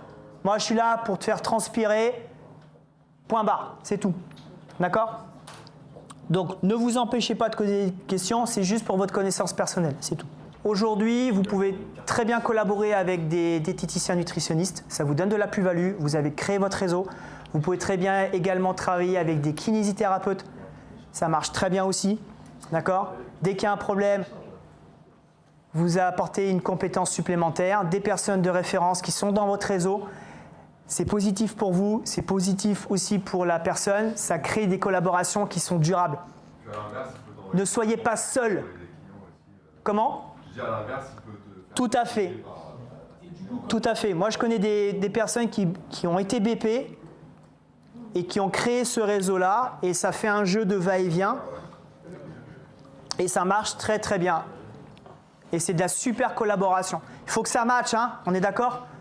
Donc, prenez une personne de référence, vous savez que c'est solide, c'est costaud, il y a des compétences, d'accord?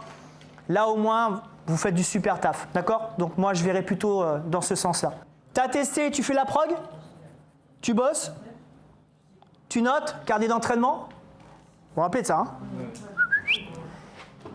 Et pendant toute la première période, objectif numéro 1, observez votre élève. Observez votre élève sur la partie technique, pour lui donner des bons conseils, mais également observez votre élève sur la partie attitude, comportement. Plus vous connaissez le fonctionnement de votre élève, meilleur sera votre coaching. Parce que vous saurez à quel moment il va falloir appuyer un peu plus, à quel moment il va falloir temporiser, à quel moment il va falloir mettre un coup de pied aux fesses, à quel moment où non mais me la fais pas à l'envers. Vous voyez ce que je veux dire? Ce qui fait que vous allez pouvoir vraiment la diriger sur le bon chemin pour avoir le maximum de résultats. D'accord? Votre élève, c'est une vraie personne. Donc il y a une sorte de proximité avec cette personne-là. C'est pas votre pote. D'accord? C'est pas votre père, c'est pas votre fille, c'est pas votre mère. D'accord? C'est un client. Sur l'aspect pédagogique, c'est votre élève. D'accord? Donc il y a toujours cette distance-là. Okay? Mais c'est une personne sur laquelle vous devez savoir comment globalement elle fonctionne quand elle vient dans la salle en muscu. Si vous ne la regardez pas et que vous faites « Ouais, vas-y, 10 reps, hein. Ouais, bien, super !» Et le fameux « Allez !»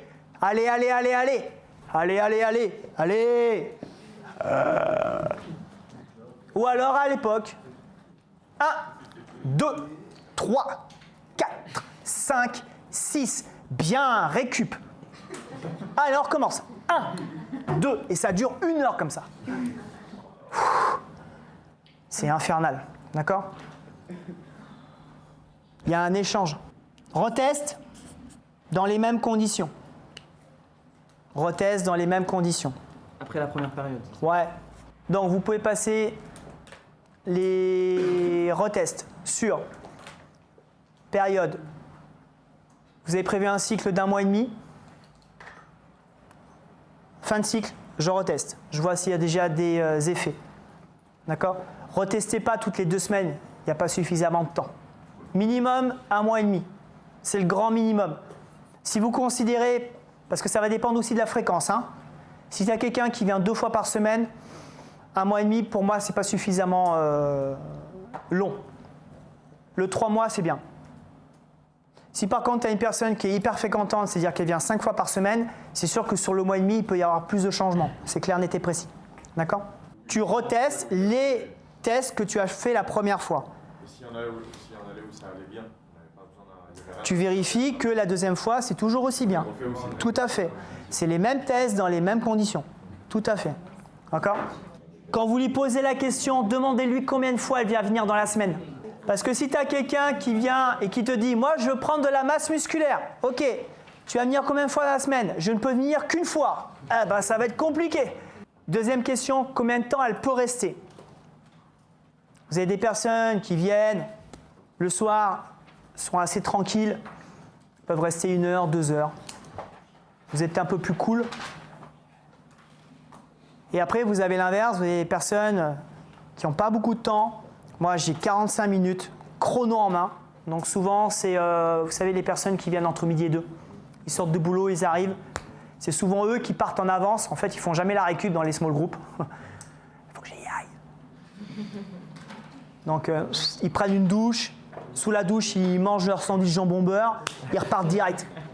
D'accord? Donc, c'est des personnes qui n'ont pas le temps. Et ça va vous permettre de vous aider sur votre prog.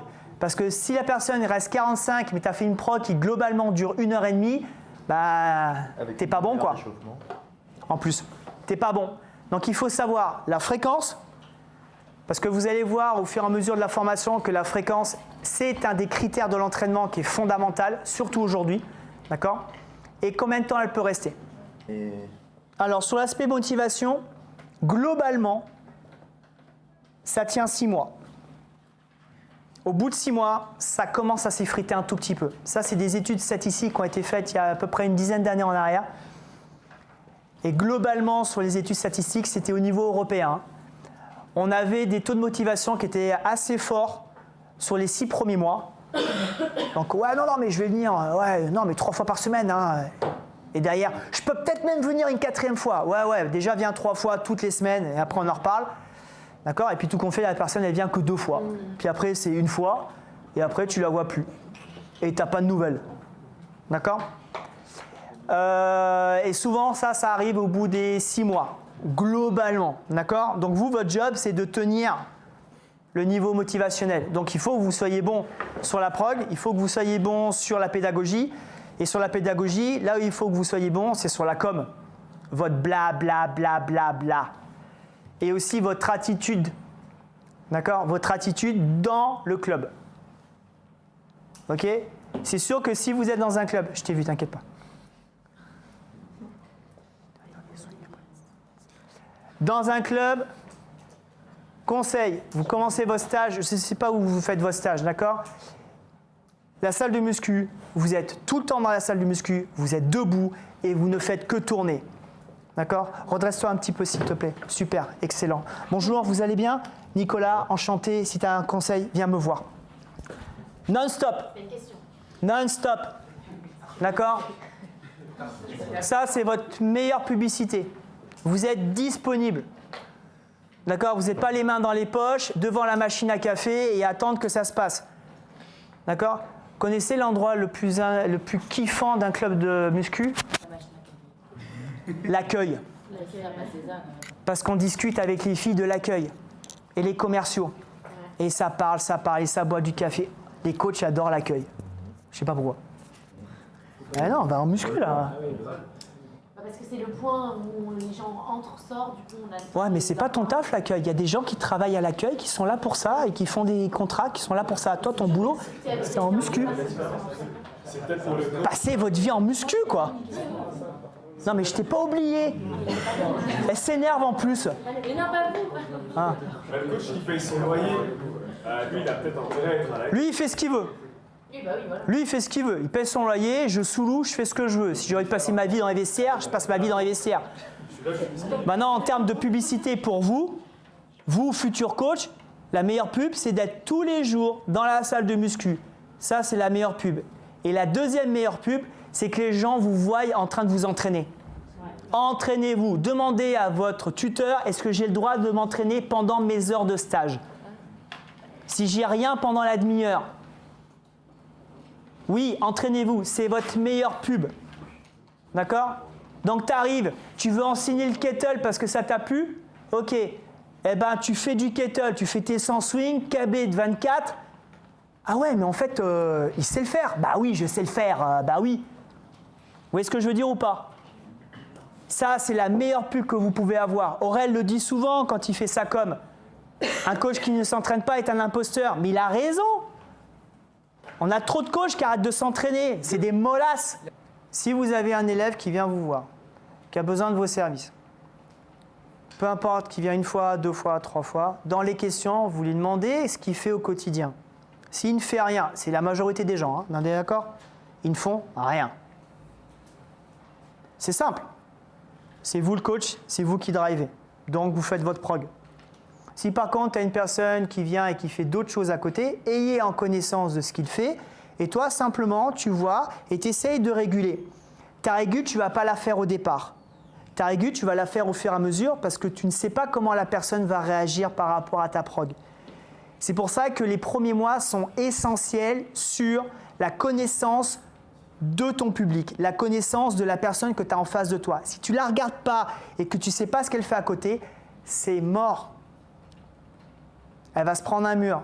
Et après, c'est mais je ne comprends pas, je n'ai pas de résultat. Je ne comprends pas, je ne perds pas même 3 kilos. Je ne comprends pas, je n'arrive plus à pousser 100 kilos à mon squat là. Ah ouais, mais tu ne m'as pas dit ça en fait. Bah ouais, en fait, bah ouais, j'ai oublié, ouais. Ah bah ouais, mais ça change tout. Donc laissez-vous à peu près 3 mois de latence pour emmagasiner un maximum d'informations. Et après, tu arriveras à réguler, tu verras. Vous êtes la nouvelle génération. Tout ce que l'on voit là, depuis un certain laps de temps, après, c'est les paroles d'un vieux, hein, on est d'accord?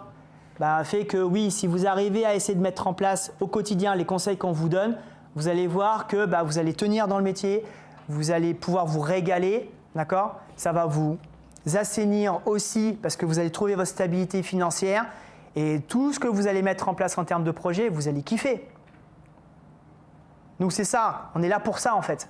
C'est pour ça qu'on n'est pas juste là, enfin en tout cas, ça c'est ma façon d'être, mais on n'est pas juste là pour vous balancer, ouais, tu fais un 5x5, tu fais un 3x6, tu fais 2x8, récup 2 minutes, merci, au revoir, ciao, démerde-toi. Non. D'accord? Le matin, quand tu te lèves, tu dois kiffer ton métier, quoi. C'est pas... Putain, faut que j'y aille, là. Oh, en plus, c'est un boulet, là. Oh. On va commencer avec Monique. Que déjà, par rapport à sa situation, elle a assez de temps libre. Elle est célibataire, elle a un travail de salarié. Donc, tous ceux qui ont des célibataires, bah ouais. Temps libre. Temps libre, stop. Là, vous notez. Ça veut dire que dans l'absolu, elle n'a pas de contrainte familiale. Donc, si notre Monique de 25 ans, célibataire, elle te dit « Ah, mais moi, je peux venir que 2 fois par semaine », je pense que dans l'absolu, sachant que tu es secrétaire médicale et que les secrétaires médicales, en moyenne, ça finit vers quelle heure? 18h. Voilà. 18-17, ouais. Tu as quand même du time pour venir plus de 2 fois. Vous voyez le truc ou pas? Donc vous, en tant que coach, vous devez, entre guillemets, peut-être la pousser un peu en disant « Non, non, non, tu vas venir avec moi 4 fois et pas 2. » Comprenez le truc? Après, il y a peut-être l'aspect financier aussi qui fait qu'elle voudra... On est d'accord, mais dans l'absolu, parce qu'aujourd'hui, vous allez avoir tout le temps la même réponse, j'ai pas le temps. Non, tu as le temps. Monique, elle a le temps, dans l'absolu. C'est clair pour ça? On continue. On n'a pas pu faire le screening, mais a priori, elle n'est pas vraiment limitée dans les exercices. Elle a un IMC de 22,2, donc... IMC 22,2. Normal. Normal. 25 ans, normalement. Vu que c'est RAS, tout va bien. Ouais. Donc, si je reprends sur Monique, elle a du temps. Donc, vous pouvez jouer sur la fréquence de l'entraînement. La fréquence de l'entraînement aujourd'hui, c'est clairement une pierre angulaire pour de l'excellent coaching. D'accord? Vous gardez en tête, c'est comme ce que vous allez faire vous en prog. Petit mais souvent. Petit mais souvent. D'accord? Il vaut mieux faire 5 fois 30 minutes que 2 fois 2 heures. Ouais. Isque Jambier? T'as compris le truc? C'est ça en fait. Ok? Petit mais souvent. On m'a posé la question, je ne sais pas si c'est hier, je ne sais plus. On m'a posé la question, est-ce que je peux faire de la mobilité? Est-ce que je peux faire de la mobilité 1 heure par semaine? Ouais. Mais tu auras plus de résultats si tu fais 6 fois 10 minutes.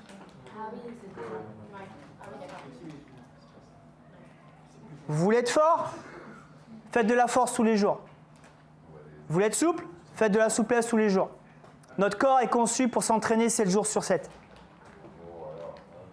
Il faut juste être un peu intelligent. On est d'accord? Mais clairement, vous pouvez vous entraîner 7 jours sur 7, non-stop. Débutante. Première inscription dans un club. Débutant, ça veut dire que la personne n'a pas eu une initiation en musculation. C'est feuille blanche, elle ne connaît rien. Les notions de débutant, initié, confirmé, expert, c'est par rapport au niveau technique. Je répète, par rapport au niveau technique, c'est pas par rapport au niveau physique. Demain, tu as Kylian Jornet qui vient, c'est une machine de guerre. Par contre, s'il faut, il ne connaît rien en muscu. Donc en muscu, c'est un débutant. Par contre, en trail, c'est le meilleur au monde. On est d'accord? Donc débutant, c'est feuille blanche.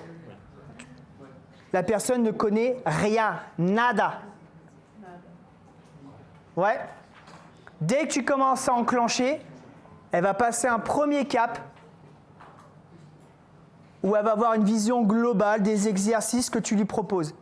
Sur cette vision globale d'exercices, à partir du moment où tu as validé un certain nombre d'exercices, elle est initiée. Ça, je sais à peu près, ça aussi. D'accord? C'est ça la différence. Mais c'est par rapport au niveau technique, c'est pas par rapport au niveau physique. Sédentaire, assise toute la journée, 7 heures. C'est bon? Donc physiquement, il n'y a rien. Techniquement, il n'y a rien. Ça va ou pas? Donc là, vous partez de zéro, là. Donc si vous voulez avoir des résultats par rapport à Monique, peu importe ce qu'elle vous demande, c'est clairement, tu dois venir le plus souvent possible. Sinon, ça ne marchera pas. Hein. Peu importe ce qu'elle vous dit derrière. Hein. Comprenez ça? C'est pour ça qu'il faut faire un profilage. C'est pour ça qu'il faut comprendre ça. Si elle vous dit « Ah, mais moi, je vais venir 1 fois par semaine. » Ouais, ok, d'accord, super. Mais tu n'auras pas de résultat. Tu n'auras pas de résultat 1 fois par semaine. S'il reste du temps, elle reste assise chez elle, ça ne marchera pas. Donc, ta com, toi, ta com en tant que coach, indépendamment du côté business, ta com, c'est il faut que tu viennes t'entraîner. Hein. Il faut vraiment que tu viennes t'entraîner. Si tu veux avoir des résultats, il faut que tu viennes t'entraîner le plus souvent possible. Alors, Maurice, chef d'entreprise. Effectivement, on peut se dire que le chef d'entreprise, voilà, il n'y a pas de time. Il a peut-être une situation un peu stressante, assis toute la journée. Donc, ça peut induire cette position un peu, cette attitude un peu syphotique. Donc derrière, effectivement, 70-80% du temps, c'est un problème de souplesse et de mobilité. Il y a de fortes chances. Vous allez le tester, évidemment, pour confirmer ça. Mais déjà, vous avez une indication. Donc, le fait qu'il soit assis toute la journée, le fait qu'il soit éventuellement en situation de stress, n'arrange pas les choses. Donc, la plupart du temps, quand vous avez quelqu'un qui a un peu cette attitude-là, sur les tests, vous allez voir que 7 à 8 fois sur 10, niveau de souplesse, ça va pas du tout. Niveau de mobilité, ça va pas du tout. Et au niveau respiratoire, par rapport au groupe sur lequel on a bossé hier, donc vous allez le voir demain, les autres avec Mathieu. Ah ouais, ça veut dire qu'il est tout le temps comme ça. Il respire qu'en thoracique. Là, c'est alerte rouge. Hein. Lui, il est mal en point. Juste pour info, si demain, ça va répondre à votre question, si demain vous avez un profil assez rare, puisque la majorité des gens aujourd'hui sont assis, d'une personne qui est tout le temps debout. Genre vendeur. Ouais, tout le temps debout, qui n'arrête pas de marcher comme ça, qui n'arrête pas de piétiner. Assez fréquemment, c'est des personnes qui vont vous dire « j'ai mal au dos ». Plutôt au niveau lombaire, la fameuse lombalgie, d'accord? Là-dessus, il y a deux axes. Le premier axe, c'est que vu que vous êtes tout le temps en position debout, d'accord? Tout ce qui est fléchisseur de hanche travaille énormément. Ouais. Donc ça bloque votre hanche, résultat du compte, puisque la hanche est bloquée, ça va porter au niveau lombaire. Donc vous vous rappelez ce matin les muscles toniques, fléchisseur de hanche, psoas, droit fémoral. Donc on masse, on étire, et ça c'est tous les jours. Puisque tous les jours, ils sont 5 heures, 6 heures debout. Ouais, ils sont tout le temps en tension continue. D'accord? Donc être tout le temps debout sans faire attention à ça, quelque part, ça se rapproche de la même chose d'être tout le temps assis. Sauf que l'avantage d'être debout, tu n'as pas de problème au niveau postural. Alors que assis, tu es complètement avachi. Vous voyez le truc ou pas? Ça, c'est la première chose. La deuxième chose, c'est que vu qu'elle ne fait pas de musculation, on peut supposer qu'elle a une faiblesse au niveau du rachis lombaire, une faiblesse au niveau de la caisse abdominale. Donc, il y a un renforcement à faire à ce niveau-là pour que, derrière, il y ait un maintien au niveau du tronc et du bassin. C'est clair pour ça? Donc, attention, vous pouvez avoir ce type de profil-là. Ce n'est pas la majorité, mais dès que vous avez un profil comme ça, vous checkez directement les hanches, qui sont souvent une des raisons principales des problèmes lombalgiques. Depuis que vous êtes gamin, tout ce que vous faites, en fait, vous le mémorisez. Donc, plus vous faites d'activité physique et sportive étant gamin, plus vous mémorisez, et vous mémorisez ce qu'on appelle des programmes moteurs. Ces programmes moteurs, on appelle ça des engrammes. Si tu es gamin et que tu fais un sport, tu n'as que des programmes moteurs par rapport à ce sport-là. Point. Si depuis que tu es gamin, tu en as fait 10, tu as 10 fois plus de programmes moteurs. Oui? Si tu ne fais rien, bah, ton niveau de programme moteur est quasi à zéro. Donc, quand tu as quelqu'un en face de toi qui n'a jamais rien fait de sa vie, quand tu vas lui demander main droite, non, la droite, ah oui, pardon. On en est là, hein. Ça veut dire quoi? Ça veut dire que derrière, quand tu as une personne qui décide d'arrêter ou qui a eu un accident, qui arrête pendant 5 ans, 10 ans, 15 ans, plus il a eu de programme moteur, plus ça va revenir vite parce que oui, nous avons une mémoire. D'accord? Nous avons une mémoire neuromusculaire. Vous, aujourd'hui, vous avez un certain niveau technique, physique par rapport à tout ce que vous faites depuis que vous êtes enfant. OK? Là-dessus, on va arriver à ce genre de graphique où, en somme, votre évolution, elle fait ça. Ça, c'est la différence qu'il y a entre un débutant et ici un expert. Le débutant ici, il a tout ça en marge de progression. Par contre, ça ne tient pas dans le temps. Parce qu'il n'a pas suffisamment eu le temps de le faire, parce qu'il n'a pas suffisamment mémorisé des programmes. D'accord? Donc, résultat du compte, un débutant, s'il ne tient pas suffisamment cette fréquence dans le temps, dès qu'il va arrêter, boum. Plus tu deviens expert dans ton domaine ou dans différents domaines, plus tu tiens dans le temps, même si tu arrêtes. Par contre, un expert, lui, sa marge de progression, c'est ça. Donc lui, on est au détail. Et pour faire grimper une charge, pour faire grimper une demi-seconde, c'est des heures et des heures d'entraînement. Mais parce qu'il est arrivé au niveau le plus élevé. Par contre, lui, il peut arrêter pendant 2 semaines, 3 semaines, 4 semaines, ça ne pose pas de problème. D'accord? Là, on va arriver au jeu.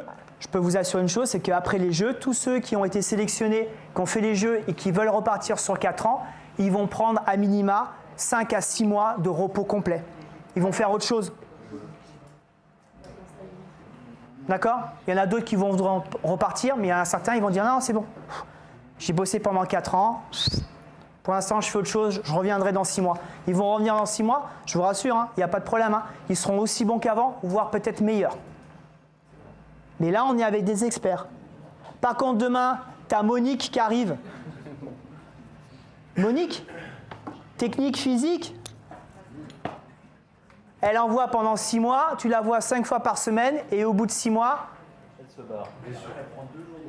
elle se barre. Tu la vois plus. Puis elle revient 6 mois après. C'est mort. Tu es obligé de tout recommencer. La qualité qui tient, c'est la force. Ça tient. Ça tient parce que tu as fait le taf, on est d'accord? Ok? Donc tu peux t'arrêter pendant 2 semaines. Tu reviens, tu peux repartir, ça ne pose pas de souci. Elle tient. La qualité d'endurance, elle tient aussi. Si tu as développé suffisamment, quoi? Ton endurance fondamentale. Donc, endurance à basse intensité. La fameuse zone 2. Vous l'entendez celle-là, la zone 2 là? La souplesse, elle ne tient pas. C'est pour ça qu'il faut la travailler tous les jours. Parce que notre vie sédentaire fait qu'elle ne tient pas. Qualité de vitesse, ça ne tient pas une semaine. Donc ceux qui sont spécialistes en vitesse, ils la travaillent toutes les semaines. La qualité de force, je ne sais pas si vous l'a dit, c'est la qualité mère. C'est la qualité fondamentale sur laquelle vous devez travailler. C'est elle qui vous protège. Si vous couplez la qualité de force avec la qualité de souplesse, pas de problème, ça tiendra dans le temps, vous ne serez pas blessé, vous aurez de belles perfs. Jusqu'à 65, 70, 75 ans, vous continuerez à faire de la muscu, vous ferez ce que vous voulez.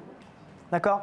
Ça, c'est les 2 qualités qui sont fondamentales. Vous rajoutez un peu d'endurance par-dessus, il ne vous arrive rien. La qualité de vitesse, aujourd'hui, elle est très compliquée à développer. La marge de progression, elle est hyper restreinte. D'accord? La qualité de vitesse, c'est simple, il y a une grosse part de génétique. Donc là-dessus, par rapport à ça, en termes de développement, on le fait le plus tôt possible. Donc on va le faire déjà avec les gamins. Donc on travaille avec les gamins déjà à 6, 7, 8 ans, on travaille déjà les qualités de vitesse. On leur apprend simplement à réagir vite à un signal. On fait un peu de fréquence gestuelle. D'accord? On s'amuse sur des parcours moteurs. Ça leur apprend aussi à avoir une qualité qu'on appelle la qualité d'agilité. D'accord? Savoir se repérer dans l'espace. Et là, si vous réussissez, parce que vous avez des gamins qui sont un peu percutants, à tenir ça dans le temps, vous pouvez espérer qu'à l'âge adulte, vous avez quelqu'un qui est puissant, qui est explosif. Si par contre, vous ne tenez pas ça dans le temps, bah c'est simple, notre vie sédentaire fait qu'on va devenir des tracteurs. Donc demain, tu peux avoir un mec qui a un niveau de force hyper élevé, par contre, il est lent. Et gardez en tête que la force, ça rend lent. Surtout si vous faites du tempo lent, voire de l'extra lent, parce qu'il y a des tempos en ultra lent qui existent aussi, sur du 5 secondes, sur du 10 secondes, par rep. Que ce soit en concentrique ou en excentrique. Ouais, d'accord? Si par contre, dans ton travail de force, tu as toujours l'habitude de mettre du peps à ce que tu fais, tu mets beaucoup de rythme, tu mets de l'explosivité, tu conserves cette qualité-là, tu la tiens. Et qu'à un moment donné, il n'y a pas le choix, bah, si tu as un tracteur, bah, la seule solution pour combler le manque, c'est lui faire bosser la force. Il n'y a que ça qui peut l'aider. Donc la force, elle se retrouve encore dans ces situations-là. Donc en somme, le travail de force, c'est tout le temps, au quotidien. D'accord? J'ai répondu à ta question? C'est tout. Souvent, on met la coordination en termes de qualité physique. J'aurais personnellement une vision un peu plus large. Pour moi, la coordination, c'est simplement le cerveau qui prend les bonnes décisions au bon moment. Ce qui fait que, oui, tu peux faire main droite, pied gauche et faire l'alphabet à l'envers. Donc réactivité. Et donc ça, c'est issu de quoi? Bah, des fameux programmes moteurs. Ok? Si tu as fait plein de choses quand tu es gamin, par résultat du compte, tu es hyper coordonné. C'est-à-dire que tu sais faire plein de choses à la fois. Vous voyez ce que je veux dire ou pas? Donc ça dépend de tout un chacun. Ça dépend de tout à chacun, d'accord? Mais la coordination, d'un point de vue neuromoteur, c'est le cerveau qui est capable d'envoyer les bonnes infos au bon moment. Donc, c'est une notion de contrôle moteur. Vous êtes assis là? Oui. Est-ce que tout le monde arrive à contracter sa fesse à gauche? Ça, il y a des gens qui n'arrivent pas à le faire. Il n'y a pas l'info qui passe. S'il n'y a pas l'info qui passe, il n'y a pas de contrôle moteur. Donc, s'il n'y a pas de contrôle moteur, à un moment donné, il n'y a pas de force. Pour créer le contrôle moteur, vous faites quoi? C'est prendre conscience d'eux. Pour faire prendre conscience d'eux, l'indication principale que vous allez mettre en coaching, c'est quand tu fais le mouvement, tu te focalises sur la zone sur laquelle tu dois travailler. Ça part de là. Ça peut être les pieds, ça peut être les genoux, ça peut être les épaules, ça peut être les omoplates, les abdos, peu importe. Donc cette prise de conscience là, c'est du quotidien. Et ça, c'est dans votre com au sein de votre coaching. Faire prendre conscience d'eux. Donc votre boulot, en tant que futur coach, votre boulot, c'est simplement dire à votre élève « aie conscience d'eux ». Pense à ce que tu es en train de faire et pas juste lui dire « ok, fais 10 bridges ». C'est pas ça du coaching. Du coaching, c'est lui donner des indications, lui donner des astuces pour qu'il ait conscience d'eux. Première caractéristique, différence entre hommes et femmes. Par rapport à ça, je vais vous donner des axes extrêmement simples, d'accord? Par rapport à ça. Je vais partir de l'anatomie. D'un point de vue anatomique, première chose, c'est la densité osseuse. La densité osseuse est plus faible chez les filles que chez les garçons. D'accord? Donc le poids osseux est plus faible chez les filles. Le point numéro 2, par rapport à l'anatomie, c'est la taille du bassin. Évidemment. Donc la taille du bassin peut jouer sur le vagus que vous avez au niveau des genoux. D'accord? Clairement, s'il y a un bon travail en termes de souplesse, mobilité, contrôle moteur, ça ne devrait pas poser de problème. Anatomiquement, oui. Parce que les angles sont plus importants quand tu as un bassin qui est large. Et vu que chez les filles, majoritairement, le bassin est plus large, d'accord, tu vas avoir un valgus qui est plus important. Donc, il y a une attention particulière à la fonctionnalité des genoux chez les filles.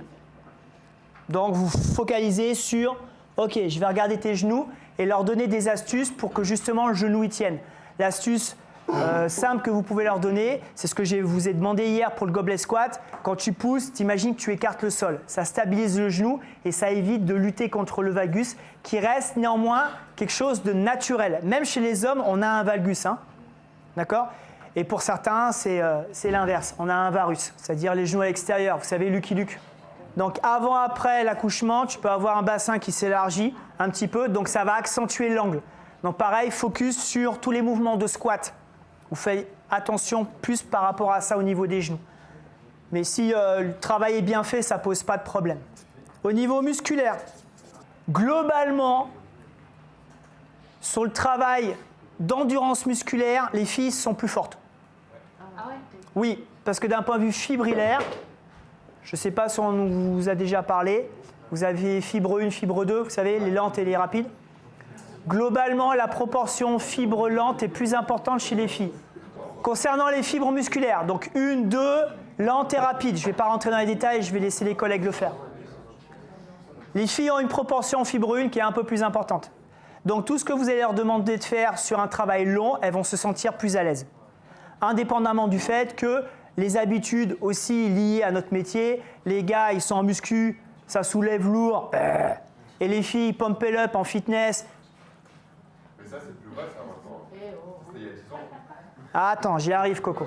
D'accord? Ça, c'est au départ. Qu'est-ce qui se passe? Quand un bébé est né, d'accord, il va y avoir une répartition qui va se faire dès la naissance. Ok? Cette répartition va se modifier jusqu'à peu près l'âge de 6-7 ans. Après, c'est les habitudes au quotidien, l'entraînement qui fait que. Donc, vous allez avoir des modifications qui vont se faire au niveau fibrillaire. Ok? Rendre quelqu'un lent, on va dire que c'est relativement facile. Il suffit juste de lui faire des choses lentes. C'est-à-dire que les fibres 2 se transforment en fibres 1. Ouais. Par contre, l'inverse, c'est beaucoup plus difficile. C'est pour ça que tout à l'heure, je vous ai dit, quand vous avez un gamin ou un ado, vous sentez que ça pulse, c'est explosif, c'est rapide, c'est puissant, là, franchement, faites en sorte de lui conserver ça. Sinon, il va devenir lent. Par contre, si demain, tu as quelqu'un, c'est un tracteur, et il te dit, bah, moi, il faut que je sois super explosif, là, vous allez sortir les rames. Et il n'y a pas le choix, il faut faire un travail de force. Parce que ce n'est pas sa qualité première, et c'est la qualité la plus difficile à exploiter. C'est la plus difficile à développer. Oui, d'un point de vue hormonal, le point commun qu'il y a entre les filles et les garçons, c'est le cortisol. Le cortisol, c'est une hormone. Oui, c'est une hormone. Dite catabolique, c'est l'hormone de stress. Hormone de stress. Donc, quand vous commencez à faire un travail en musculation, quand vous faites une activité physique, quelle que soit, vous allez avoir une production hormonale. Globalement, toutes les hormones vont grimper. D'accord ? Nous, ce qui nous intéresse, c'est les hormones qui vont permettre, derrière, d'avoir un niveau de force qui s'élève et potentiellement une augmentation de la masse musculaire, l'hypertrophie. Donc là-dessus, il faut qu'on soit plutôt sur le côté anabolique. Testostérone, IGF-1, etc., etc. Celle qui va vous empêcher de tourner en rond, c'est le cortisol. Le problème qu'il y a, c'est que les deux vont grimper. Oui. À un moment donné, si vous faites trop de volume, si vous êtes tout le temps sur les mêmes charges, si vous êtes tout le temps sur le même nombre de séries, si vous êtes tout le temps sur le même nombre de reps, si vous êtes tout le temps sur du travail à échec, bah, le cortisol, il fait ça. Du coup, tu ne prends pas de masse. Pourquoi il fait Parce que tu mets trop de stress. Ah, ok. Mais Donc, stresser l'organisme, oui. Stresser trop l'organisme, c'est mort. Vous n'aurez rien. Donc, attendez. Donc, si vous voulez avoir des résultats, globalement, il faut que vous soyez un peu intelligent. Donc là, c'est les collègues qui vont s'en occuper. De faire une prog où, pas d'échec musculaire. Je répète, pas d'échec musculaire. Même en hypertrophie. Oui. Et en force, Sauf que vous le faites de temps en temps. en force, Vous le faites de temps en temps. D'accord ? En gros, c'est la journée, c'est mon challenge. J'y vais, je dépote tout, je m'arrache la tronche. D'accord ? Tu as l'impression d'être gonflé, tu es content, tu rentres à la maison. Ça, tu fais ça de temps en temps. D'accord ? Sinon, vous vous rapprochez de l'échec musculaire. Vous vous rappelez les reps dans la poche ? Une dans la poche. Une dans la poche. D'accord ? Une seule. Attends. Une seule. OK ? Une seule. Parce que le plus important là-dedans, c'est pas être à l'échec. Le plus important là-dedans, c'est ce qu'on appelle les répétitions optimales. Donc, si sur ta série, tu n'as pas 50% de la série minimum où tu es en répétition optimale, tu n'auras jamais rien. au niveau musculaire, au niveau nerveux aussi. Attends. Au niveau musculaire, oui. Donc ça veut dire quoi ? Tu as prévu ta série de 10. Vous voulez faire un test ? Allez, vous allez faire un test, vous testerez ça, vous m'envoyez des messages si vous voulez. Tu prends ta barre. Développé couché. Squat, ce que vous voulez, on s'en fout. Tu prends ta barre. Tu mets ta charge du jour.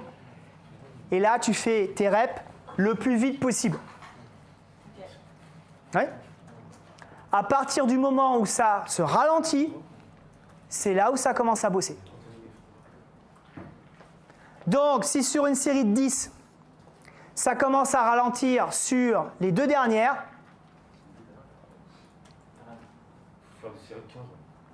d'accord ? Si par contre, sur ta série de 10, ta vitesse, elle commence à ralentir sur la 5e rep, là, oui. C'est pas Il faut que tu aies à peu près 50% de répétitions où tu travailles, où tu as suffisamment de contraintes musculaires. Si tu l'as pas, c'est-à-dire qu'en fait, ce que tu es en train de faire, tu le fais dans le vent. Tu fais de la fatigue pour de la fatigue. Vous voyez ce que je veux dire ou pas? Je vais la refaire. C'est pour ça qu'on Je vais changer d'histoire. c'est pour ça qu'on fait 4 séries. Attendez, ça y est, il y a tout le monde qui s'excite là. Ah, hypertrophie.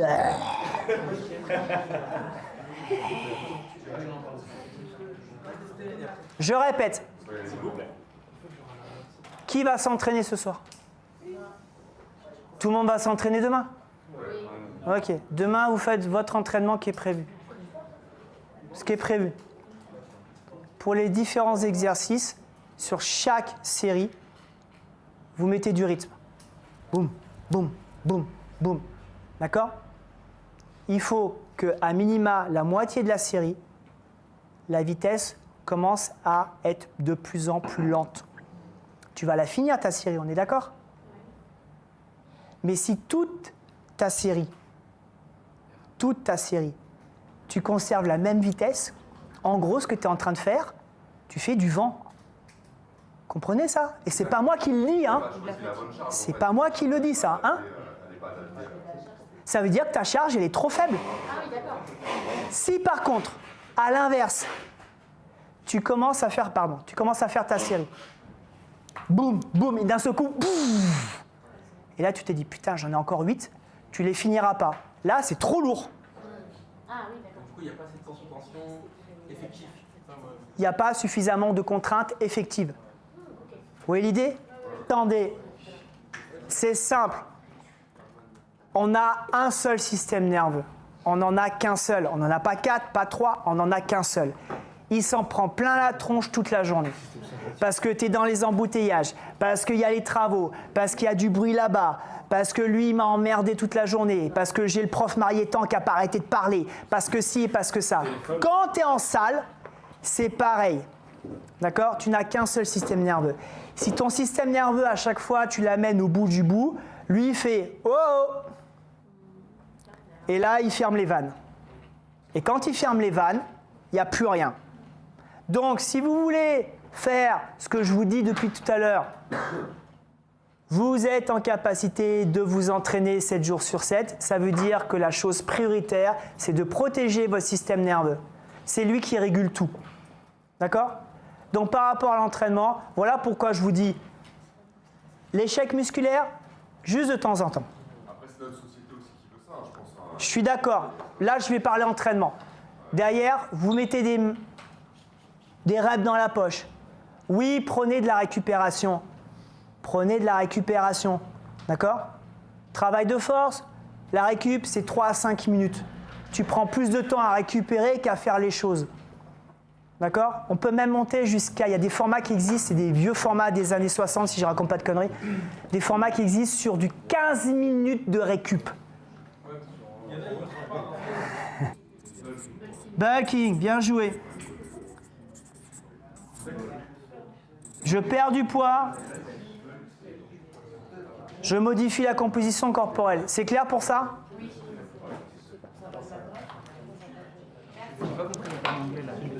Cutting, c'est il faut perdre du poids. C'est pas rien à voir avec l'eau ou je sais pas quoi. Non, tu dois perdre du poids quoi qu'il arrive. Et bulking, tu peux en prendre. Bulking, c'est de la recomposition corporelle. Donc musculaire, différence fibre 1, fibre 2. C'est la différence principale. L'autre différence, c'est par rapport au travail de force. Pour les filles, globalement, gardez en tête, tu as une fille, un garçon, tu ne cherches pas à comprendre, tu fonces, ils font pareil. Tu ne cherches pas à comprendre, tu fonces, ils font pareil. D'accord? Ils ont peut-être des objectifs différents. Les filles ont beaucoup changé par rapport à 15 ans en arrière. Par rapport à ce travail-là, là où vous devez faire attention, c'est sûr, si vous êtes sur un projet de préparation physique avec l'âge pubertaire, les garçons, 12, 13, 14 ans, là, il y a une claire différence qui va jouer, d'accord? Les filles vont avoir une grosse production hormonale pendant la phase pubertaire, d'accord? Parce que c'est des futures mamans, ok? Nous, on va avoir notre production habituelle, d'accord? Testostérone et compagnie. Ce qui fait que le contre-coup pour les filles, là, c'est qu'à cause de la production hormonale, le taux de masse grasse va grimper. Donc ça veut dire que le taux de masse maigre va chuter, ok? Derrière, les conséquences physiologiques, chute des niveaux de force, chute de la VO2. Donc pendant cette période-là, clairement, si vous êtes dans un club, si vous faites de la préparation physique, il faut que les filles bossent plus que les garçons. Si vous avez par contre que des adultes, d'accord, vous prenez simplement en considération ce qu'on a travaillé tout à l'heure, c'est-à-dire le profilage, les objectifs, les tests, et là vous foncez droit devant. Donc sur les qualités physiques, pareil, je vous donne le panier moyen, vous avez compris. Sur les qualités d'endurance.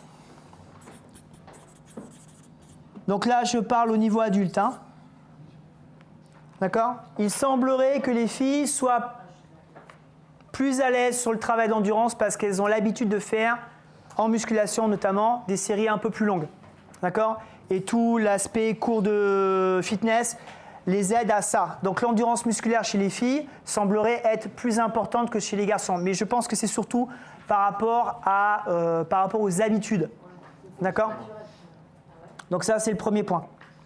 Le second point, sur les qualités de souplesse et de mobilité, pareil, globalement, les filles ont un niveau supérieur. Notamment, le contexte hormonal aide aussi les filles à avoir un niveau de souplesse et de mobilité plus important. Ouais. Ok? Tu vas être content au niveau de la force. Les garçons ont un niveau de force qui sont supérieurs, dû aussi à l'activité hormonale, entre autres. D'accord? Et aussi la différence fibrillaire. On a globalement plus de fibre 2 que les filles. Mais ce que vous faites au quotidien va jouer à ça. Les garçons, on est en salle, on fait du lourd. D'accord? 6, 8, 10 reps, 12 reps. Voilà, c'est à peu près le cas que l'on fait habituellement. Ok? Alors que les filles sont sur des charges qui sont plus légères, donc ça fait du plus long. Quand vous regardez dans vos stages ou dans vos clubs de muscu, bah, si vous jetez un œil, vous prenez un siège, vous regardez, et les garçons, ils font quoi? Ça pousse, ça tire, ça fait du bibi, ça fait un peu des épaules, et puis ils attendent éventuellement le samedi pour faire un peu de squat. Et encore, ils vont faire de la presse. Parce que le squat, c'est trop difficile pour eux. Et puis une fois tous les 3 mois, ils vont faire les mollets. Vous savez? Alors que les filles, elles sont obnubilées par quoi? On le sait. Sauf que les filles, clairement, ça change énormément là. Là, aujourd'hui, elles ont de moins en moins peur de prendre lourd, de prendre des barres, de prendre du kettle, de faire des grosses tractions. D'accord? Donc là, les choses ont vraiment changé du côté féminin, ouais. Je vous donne mon point de vue. Vous avez quelqu'un qui vient, il vient que 2 fois par semaine. Mais la personne a réellement besoin de travailler. D'accord? Ce que vous pouvez lui proposer, tu viens les 2 fois et je te rajoute une prog sur des exercices que tu vas faire 15 minutes. Tu les fais à la maison, à poids de corps. Je te montre les exercices à la salle et tu les reproduis chez toi. D'accord? Je pensais notamment Avec tapis, bande élastique, ce genre de choses. D'accord? Je pensais notamment à Grease the Groove. Oui. Grease the Groove, c'est une méthodologie qui est très simple, extrêmement efficace. C'est le principe petit mais souvent, c'est ce que je vous ai dit tout à l'heure. D'accord? Ça marche. Clairement, ça marche. Et pour l'autonomie en salle, c'est pareil du coup. Ouais, parce que ça rend la personne de plus en plus autonome. Ouais. Et tout qu'on fait, vu qu'à un moment donné, elle sent qu'elle a des effets intéressants parce qu'elle travaille à la maison, bah, vous pouvez espérer qu'elle vous dise à un moment donné, bah, je vais venir une 3e fois. Ouais. Donc ça marche bien. Moi, le conseil que je vous donne, vous lui faites faire des choses à la maison. Très simple. Si c'est trop compliqué, elle ne va pas le faire. Très simple. Du tapis, du poids de corps, des bandes élastiques. Basta. Ça ne coûte pas cher. Et la personne investit pour sa santé. C'est surtout ça, en fait. Il y a des clients, à un moment donné, parce qu'ils adorent faire un peu d'endurance, le rameur avec vous, du ski erg, ce genre de choses, ils vont dire, tiens, regarde, je me suis acheté un cardio-fréquence-mètre, j'ai une Garmin. Ah ouais, d'accord, on en est là, bah pas de problème, allez, c'est parti. Tu vois, tu as monté un cran. C'est-à-dire que là, elle est réellement investie dans le travail de coaching avec vous. D'accord? Donc, c'est quelqu'un qui va faire du sport de plus en plus fréquemment. Donc, c'est quelqu'un qui va vous ramener potentiellement de plus en plus de business. Donc, ça vous permet, vous, de vous développer sur ces compétences-là et à un moment donné, ça va se savoir. Donc, vous allez avoir un effet aspirateur. Mais clairement, je suis propice à ça, oui. Il faut rendre les gens autonomes.